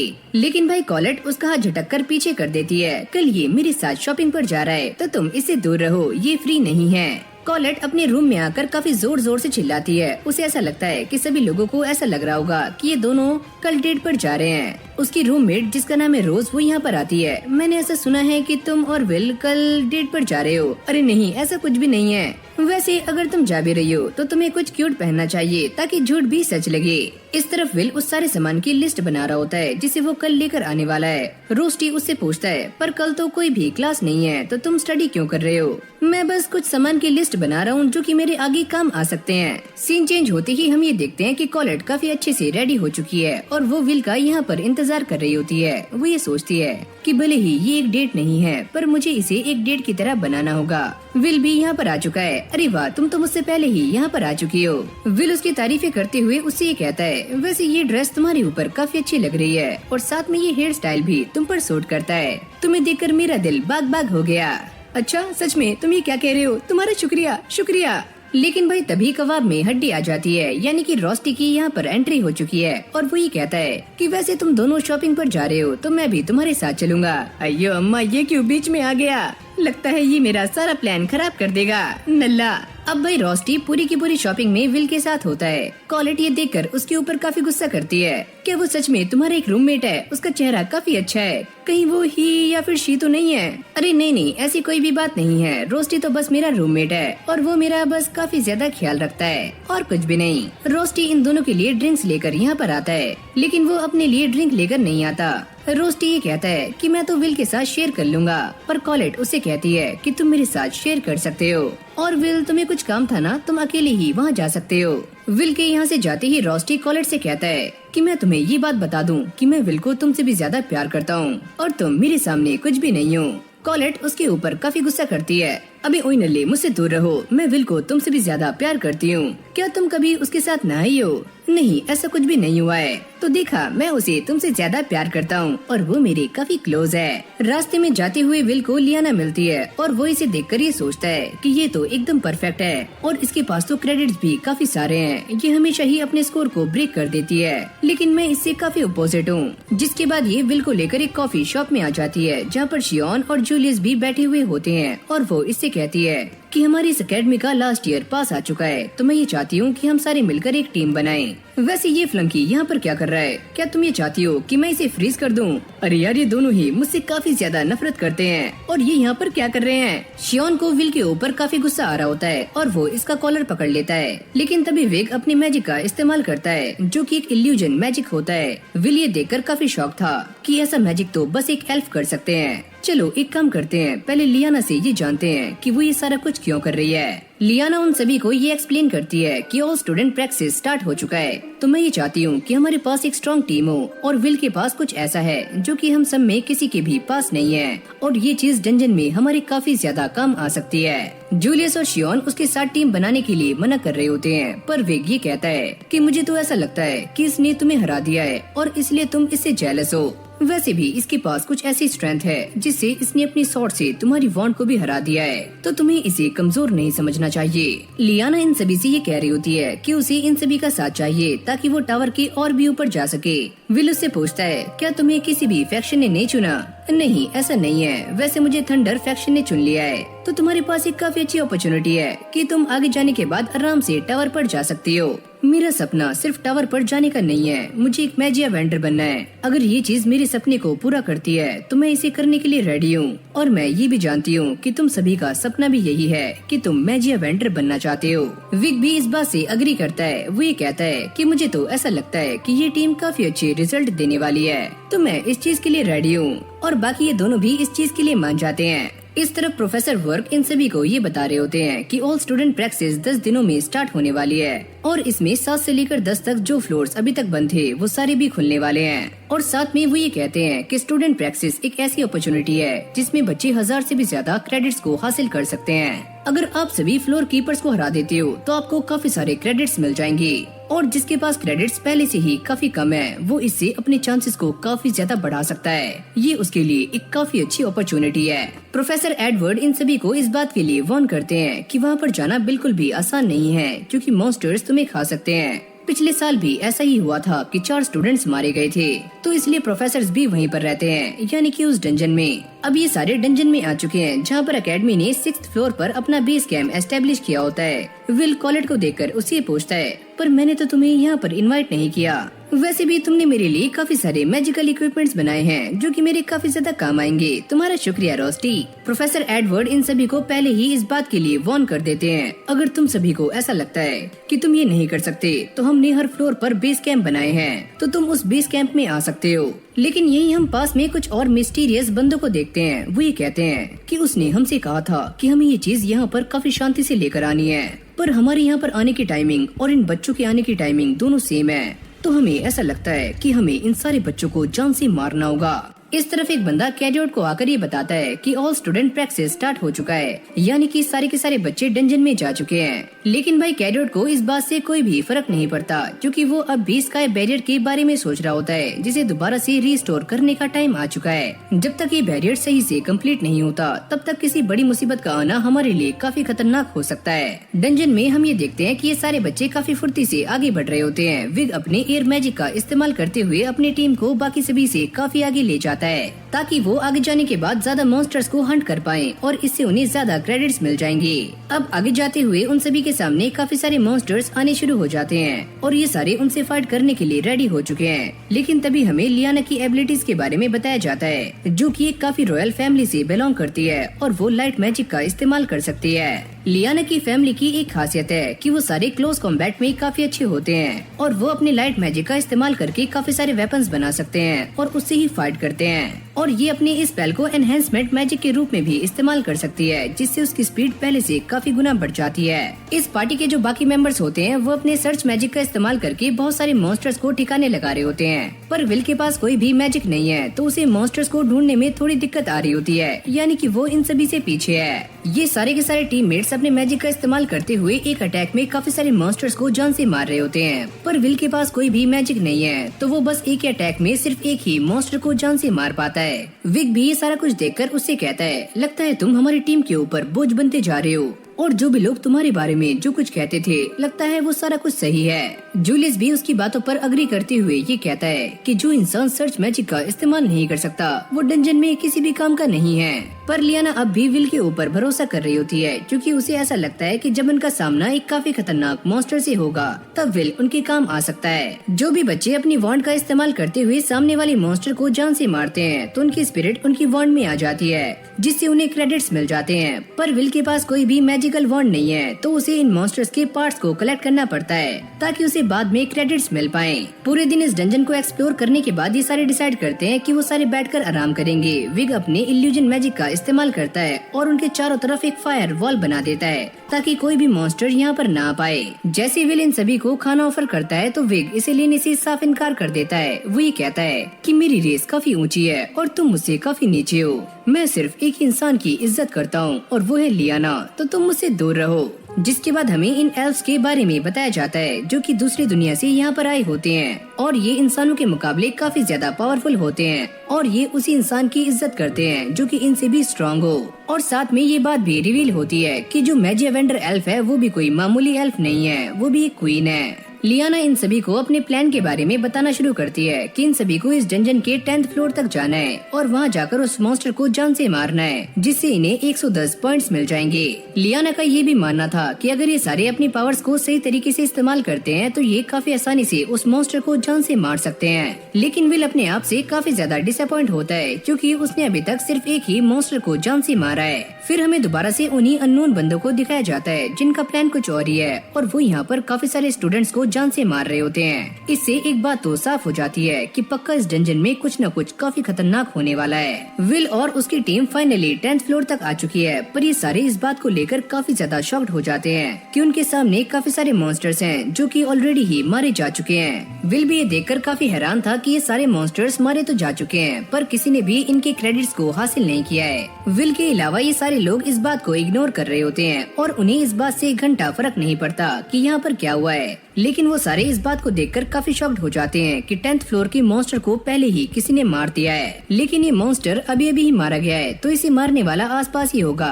जिसके बाद ये सारे अपने सर्च मैजिक का इस्तेमाल करते हैं ताकि उसे ढूंढ पाएं। पर तभी एक बात सामने आती है कि सर्च मैजिक हर चीज पर काम नहीं करता। अगर किसी चीज पर लॉक लगाया गया हो या फिर उसे सील किया गया हो तो सर्च मैजिक उसे ढूंढ नहीं पाता। और कई सारे मॉन्स्टर्स ऐसे भी होते हैं जिनके ऊपर ये मैजिक डायरेक्टली काम नहीं करता।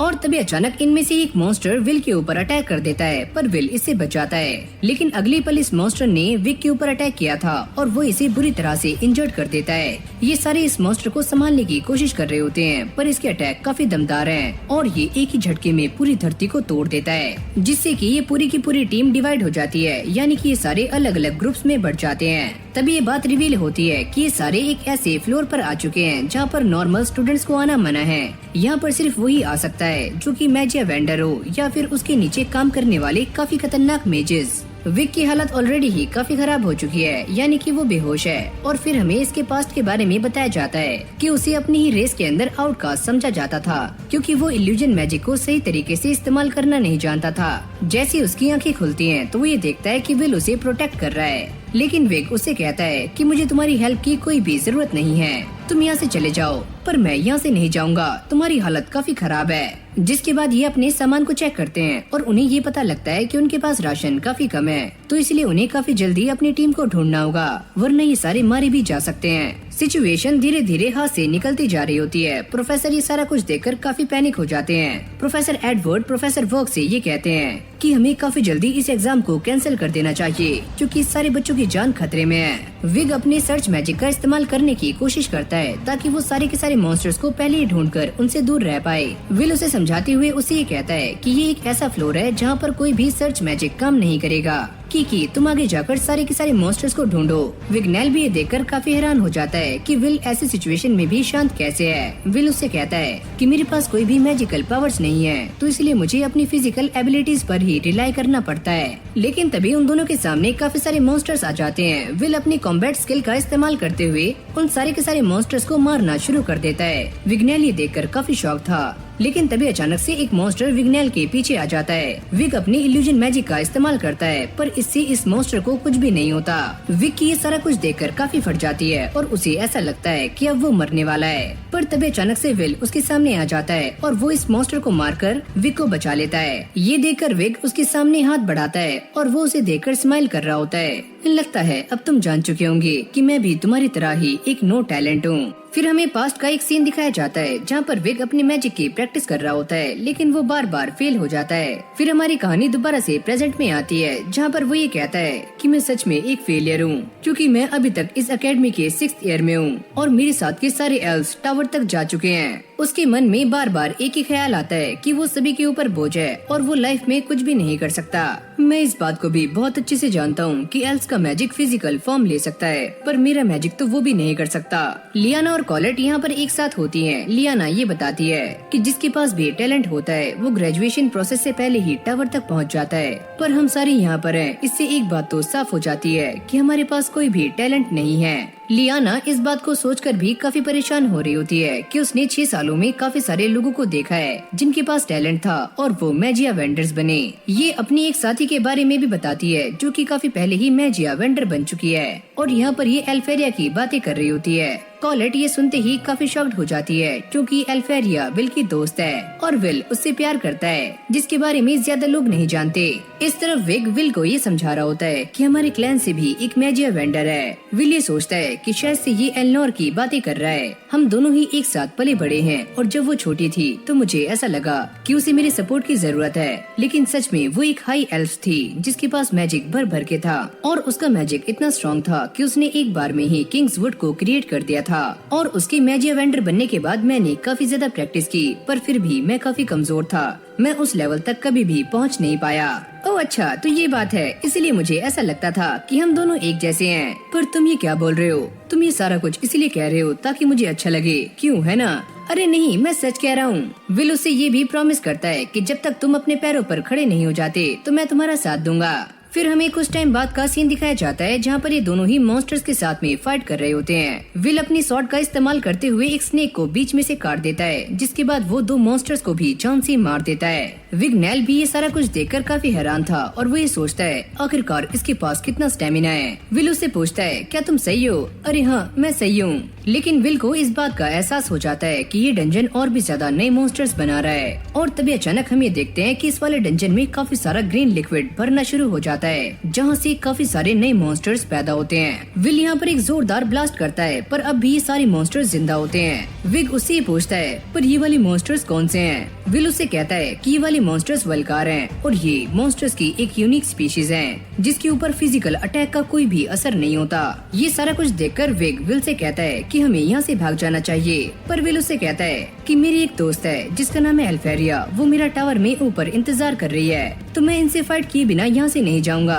क्योंकि मुझे उससे मिलना है। अगले पल विल इनसे फाइट करने के लिए आगे पहुँच जाता है और वो अपनी स्वॉर्ड का इस्तेमाल कर रहा होता है। विग ये देखता है कि इसने मुझसे ये कहा था कि इनके ऊपर फिजिकल अटैक का कोई भी असर नहीं होगा, तो मुझे इसकी हेल्प करनी होगी। विग अपने इल्यूजन मैजिक से विल की हेल्प करने की कोशिश करता है पर इस बार भी उसका मैजिक काम नहीं करता और वो ये सोचता है कि मुझे ऐसा लगा ही था कि मेरा मैजिक काम नहीं करेगा, मैं सच में एक फेलियर हूँ, मुझसे कुछ नहीं होने वाला। ये सारे के सारे मॉन्स्टर्स विल के ऊपर एक के बाद एक अटैक कर रहे होते हैं और विल इनसे बचने की कोशिश कर रहा होता है। विग को ये सारा कुछ देखकर काफी गुस्सा आता है और वो दोबारा से अपने इल्यूजन मैजिक का इस्तेमाल करता है और इस बार उसका ये मैजिक काम कर जाता है जिससे ये सारे के सारे मॉन्स्टर्स हारने शुरू हो जाते हैं। फाइनली विग्नेल, तुमने ये कर दिखाया, और वो इसके सामने झुक जाता है। मैं अपनी रूडनेस के लिए तुमसे माफी मांगता हूँ विल, मुझे माफ कर देना। जिसके बाद ये दोनों आगे जाना शुरू करते हैं क्योंकि ये मॉन्स्टर मारा जा चुका है। विल ये बताता है कि मेरे पास की है और वो किसी की भी स्मेल को काफी आसानी से पहचान सकती है, तो चलो आगे चलते हैं। सीन चेंज होते ही हमें शियोन और जूलियस को दिखाया जाता है जिन्होंने काफी सारे मॉन्स्टर्स को मौत के घाट उतार दिया होता है। शियोन ये कहता है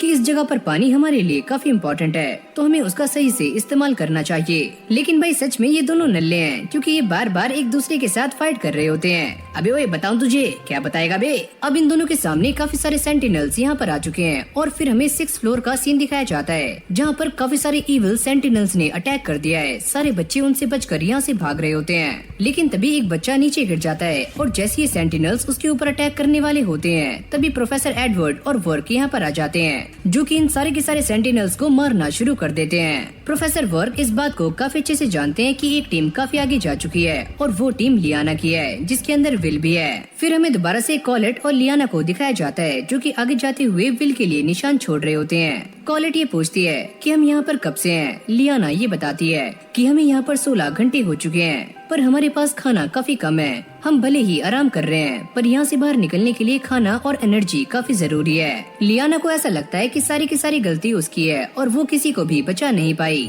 कॉलेट उससे कहती है नहीं, सारी गलती तुम्हारी नहीं है, सारी गलती उन मॉन्स्टर्स की है जो कि हमें यहाँ से बाहर जाने नहीं दे रहे हैं और मुझे इस बात पर पूरा यकीन है कि विल हमें बचाने के लिए यहाँ पर जरूर से आएगा। इस तरफ हमें जूलियस और शियोन को दिखाया जाता है जिन्होंने काफी सारे मॉन्स्टर्स को जान से मार दिया है। विल और विग भी यहाँ पर आ चुके हैं। वो ये देखकर काफी हैरान हैरान थे, क्या शियोन ने अकेले ही इन सभी को जान से मार दिया। लेकिन तभी जूलियस पीछे से कहता है, अबे नहीं, मैं भी यहाँ पर हूँ, मैंने भी इसका साथ दिया है। शियोन विल को अपने सामने देखकर उसे ये कहता है, ओ अच्छा फ्लंकी, तुम अब भी जिंदा हो। और यहीं से हमारा सीन चेंज हो जाता है, जहाँ पर कॉलेट को ऐसा लगता है कि कोई उनकी तरफ आ रहा है। लियाना उससे कहती है कि मुझे ऐसा लग रहा है कि पक्का कोई न कोई गड़बड़ है, तुम आगे मत जाओ। क्या ये प्रोफेसर? और तभी इस बंदे का सर नीचे गिर जाता है। मार्जी भी इसके साथ में है। वो ये कहता है कि ये सारे बच्चे यहाँ तक कैसे आए। लगता है उस मॉन्स्टर ड्यूक ने अपना काम सही से नहीं किया।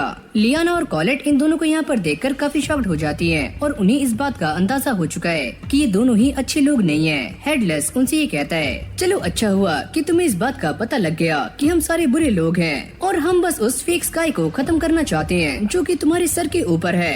लियाना और कॉलेट ये सुनते ही काफी हैरान हो जाती हैं और वो ये सोचती हैं कि अगर ऐसा हो गया तो पूरी दुनिया में अंधेरा छा जाएगा। हेडलेस उनसे कहता है, जब तुम दोनों यहाँ पर आ ही चुकी हो तो तुम्हें इस बात से कोई भी एतराज नहीं होगा अगर मैं तुम्हारे सर ले लूं। ये बोलते ही हेडलेस उन दोनों के ऊपर अटैक कर देता है, लेकिन तभी अचानक से विल यहाँ पर आ जाता है जो कि उसके अटैक को काट देता है। मुझे माफ करना कि हम थोड़ा लेट हो गए, पर हम यहाँ पर आ ही गए। कॉलेट और लियाना इन सभी को यहाँ पर देखकर काफी खुश हो जाती है, पर शियोन ही कहता है, अरे हाँ वो सब तो सही है, पर ये इंसान कौन है जिसका सर भी नहीं है? अबे है कौन तू?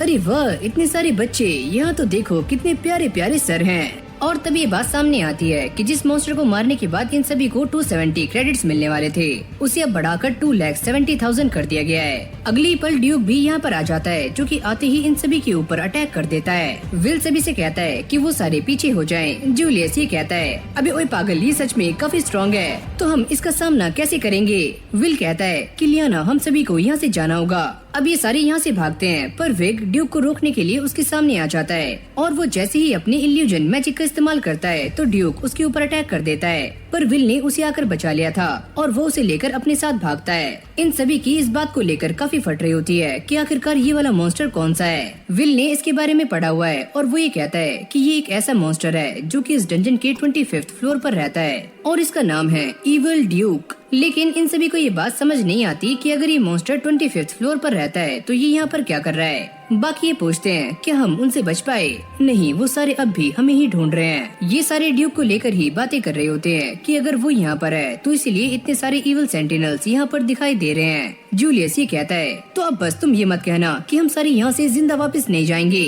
लियाना ये सोचती है कि हम सारे पहले से काफी वीक हो चुके हैं और हमारे मन में ये डर भी है कि हम यहाँ से जिंदा वापस जाएंगे या फिर नहीं, तो अब हमें क्या करना चाहिए। विल उनसे कहता है, तो चलो फिर फाइट करते हैं, हमारे पास लड़ने के अलावा कोई और चॉइस नहीं है। कॉलेट इन सभी को ये आइडिया देती है कि अगर हम किसी तरह से यहाँ पर भगदड़ मचा दें तो अकेडमी को ये पता लग जाएगा कि हम कौन से फ्लोर पर हैं और कहाँ पर हैं। जूलियस की काफी फट चुकी है और वो ये कहता है कि अगर हम उसके साथ फाइट करने गए तो वो हमें जान से मार देगा। विल कहता है, मेरे पास एक प्लान है, पर मैं तुम सभी को फोर्स नहीं करूँगा कि तुम उस प्लान को फॉलो करो। लेकिन ये सारे ही विल की बातों पर भरोसा कर रहे होते हैं क्योंकि उन्हें ये पता है कि विल से ज्यादा डंजन के बारे में कोई भी नहीं जानता। विक कहता है कि मैंने भी विल को अपने आप को टच करने दिया है, तो तुम्हें एक एल्फ के दोस्त पर भरोसा होना चाहिए। लियाना को अपनी गलती का एहसास होता है और वो ये कहती है कि विल, तुम कोई शील्ड नहीं हो, तुम एक लीडर हो और हम में से अकेले तुम ही हो जिसको अभी तक कोई भी निराशा नहीं हुई है। तुम सच में कमाल के हो। विली कहता है, तो चलो फिर एक साथ मिलकर हम सारे यहाँ से बाहर निकलते हैं। पर जूलियस की अब भी काफी ज्यादा फट रही होती है।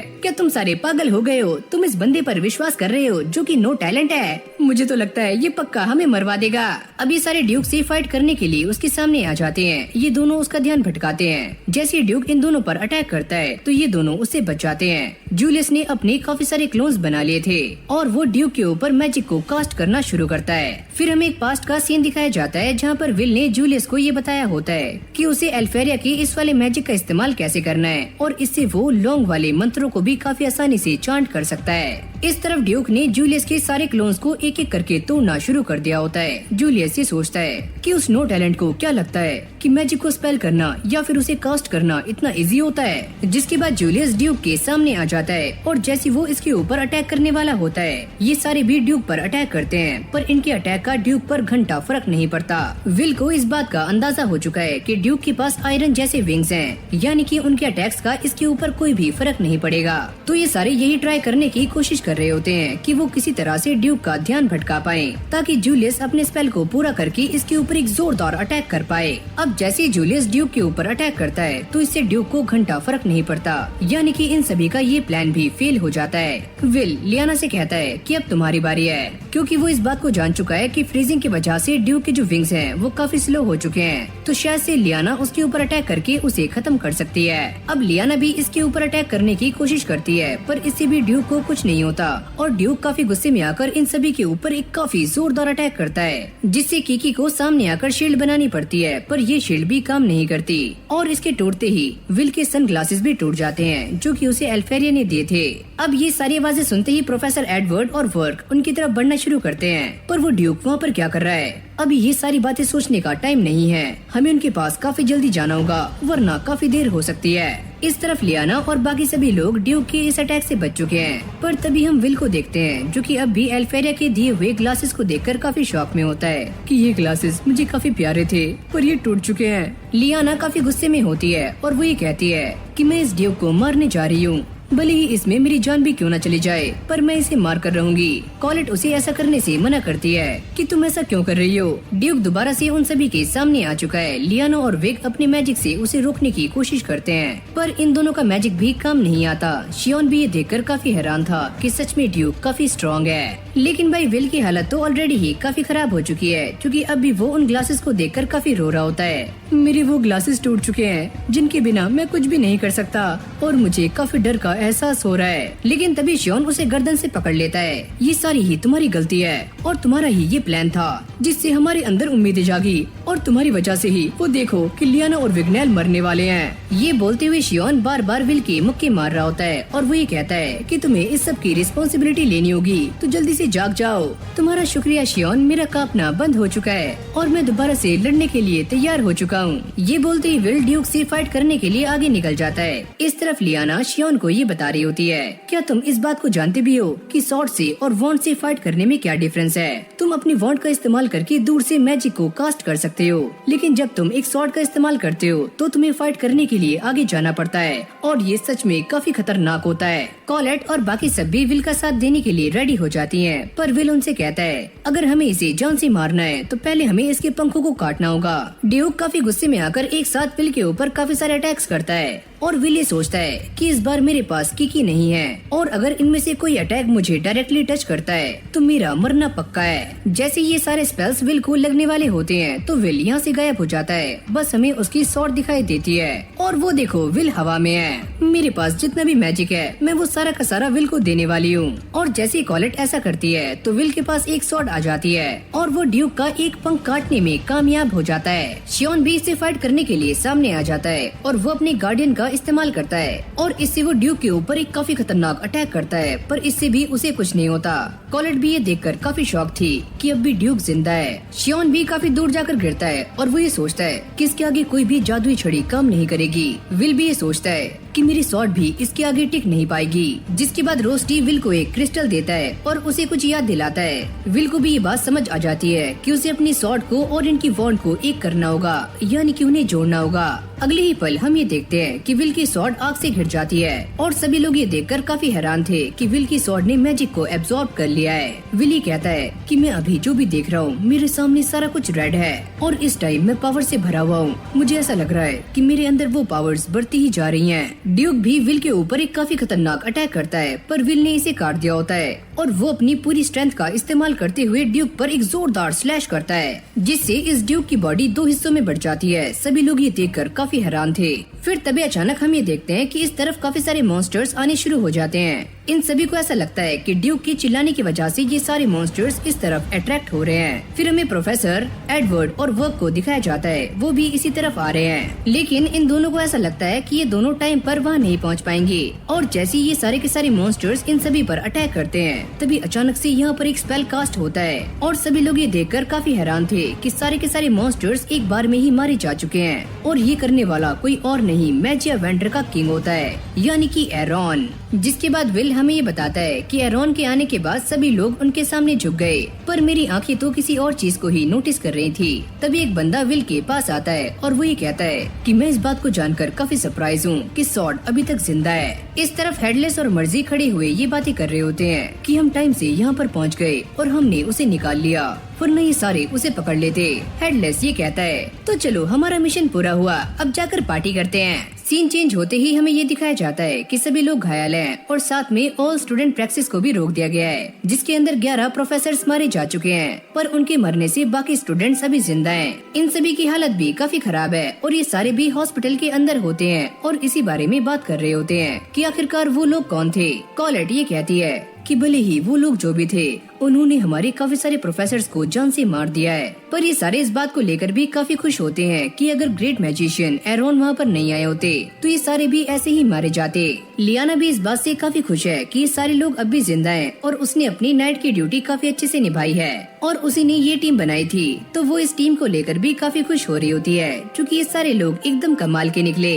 जैसे ही लियाना को भूख लगती है तो कॉलेट उसके लिए काफी सारे एप्पल्स लेकर आती है, पर लियाना एक ही झटके में सारे के सारे एप्पल्स चट कर जाती है। कॉलेट उससे कहती है अब इन सभी के लिए कोई भी एप्पल्स नहीं बचे, तुम तो सच में एक नंबर की भुक्कड़ हो। अरे ओए मुझे भुक्कड़ मत कहो। इन दोनों के बीच में ऐसे ही बहस होनी शुरू हो जाती है, जिसके बाद लियाना विल से कहती है अगर तुम हमारे साथ नहीं होते तो पक्का हम सारे मारे जाते, पर विल उससे कहता है कि ऐसी कोई भी बात नहीं है, इन सभी ने बराबर मेहनत की है और इन सभी की वजह से आज हम सारे जिंदा हैं। तभी जूलियस ये कहता है अरे हाँ ये बात एकदम सही है, अगर हम इसके भरोसे रहते तो पक्का हम सारे मारे जाते। अब शियोन विल से ये पूछता है सुनो फ्लंकी, तुम मुझे ये बताओ कि वो वाली पावर कैसी थी? उसको देखकर तो मैं एक पल के लिए हैरान हो गया था कि तुम्हारी स्वॉर्ड ने मेरी सारी पावर्स एब्सॉर्ब कर ली थी। विग ये कहता है कि उसे देखकर ऐसा लग रहा था कि वहाँ पर कोई मैजिक हो रहा है, पर वहाँ पर तो कोई भी स्पेल चांट नहीं किया गया था, तो वो मैजिक कैसे हुआ? लेकिन भाई जूलियस अब भी विल को ही ताने मार रहा होता है। वो ये कहता है अगर फ्लंकी तुम्हारे पास ऐसी पावर्स थी तो तुमने इसके बारे में हमें पहले क्यों नहीं बताया? देखो हमारी हालत कैसी हो गई है, वो भी तुम्हारी वजह से। पर अब ये सारे इसी बात को लेकर थोड़े से परेशान होते हैं कि आखिरकार वो पावर कैसी थी जो कि विल की स्वॉर्ड में आ गई थी। कॉलेट ये कहती है कि शायद से प्रोफेसर वर्क हमें इसके बारे में बता सकते हैं। विल इन सभी से ये पूछता है क्या तुम उस लड़के के बारे में जानते हो जो कि एरोन के साथ यहाँ पर आया था? और बाकी सब ये कहते हैं कि शायद से वो फिन ट्राइब से होगा, क्योंकि इन्होंने किताबों में ऐसा पढ़ा है कि एक ऐसी ट्राइब है जो कि डंजन्स के बारे में काफी अच्छे से जानती है और वही फिन ट्राइब है। विल ये सारी बातें सुनने के बाद ये सोचता है कि जब मैं उस बंदे से मिला था तो पता नहीं मुझे काफी अजीब सी फीलिंग क्यों आ रही थी और मुझे उस पावर के बारे में भी जानना है जो कि मेरी स्वॉर्ड में आ गई थी। सीन चेंज होते ही हमें फिन को दिखाया जाता है जो कि हेडमास्टर से मिलने के लिए यहाँ पर आता है और वो ये कहती है कि इस बार तुम डंजन में कहाँ तक गए थे? और फिन ये कहता है कि इस बार वो 49th फ्लोर तक गए थे और सच में वो एरोन काफी काम करवाता है। फिन ये कहता है कि मैं आपके लिए एक गिफ्ट भी लेकर आया हूँ और जब हम वहाँ पर गए थे तो हमारा सामना काफी अजीब लोगों से हुआ जहाँ पर हमारे 30 साथी मारे गए, पर आखिरकार हमने उन्हें जान से मार दिया क्योंकि हम उन्हें पकड़ नहीं पाए थे। पर एक बात मैं काफी श्योरिटी से कह सकता हूँ कि मैं जो मेज स्लेयर लेकर आया हूँ वो इस डंजन में काफी आसानी से नहीं मिलती। इन दोनों की बातों से ऐसा लगता है कि वो लोग जो भी थे वो उस डंजन में कोई न कोई एक्सपेरिमेंट कर रहे थे। चलो मैं इसे अपने पास रख लेती हूँ और तुम्हारा शुक्रिया कि तुमने मेरे लिए इतना सब कुछ किया। अरे कोई बात नहीं, इतना तो मैं कर ही सकता हूँ। बात करते हुए फिन उनसे ये पूछता है कि मैंने एक लड़के को देखा था जो कि काफी ज्यादा पावरफुल है, क्या आप उसके बारे में जानती हो? और वो ये कहती है कि हाँ उसका नाम है विल और वो एक मैजिया वेंडर बनना चाहता है। ओह अच्छा तो ये बात है, पर मैंने कभी भी किसी सॉर्ड को वॉन्ड बनते नहीं देखा। हाँ मैं भी ये जानती हूँ कि ये चीज काफी अजीब है, पर इससे काफी कुछ चेंज हो सकता है। तो ठीक है अभी के लिए मैं उसे यहीं पर छोड़ देता हूँ, पर आज से उसके हर मैटर में मैं भी पार्टिसिपेट करूँगा।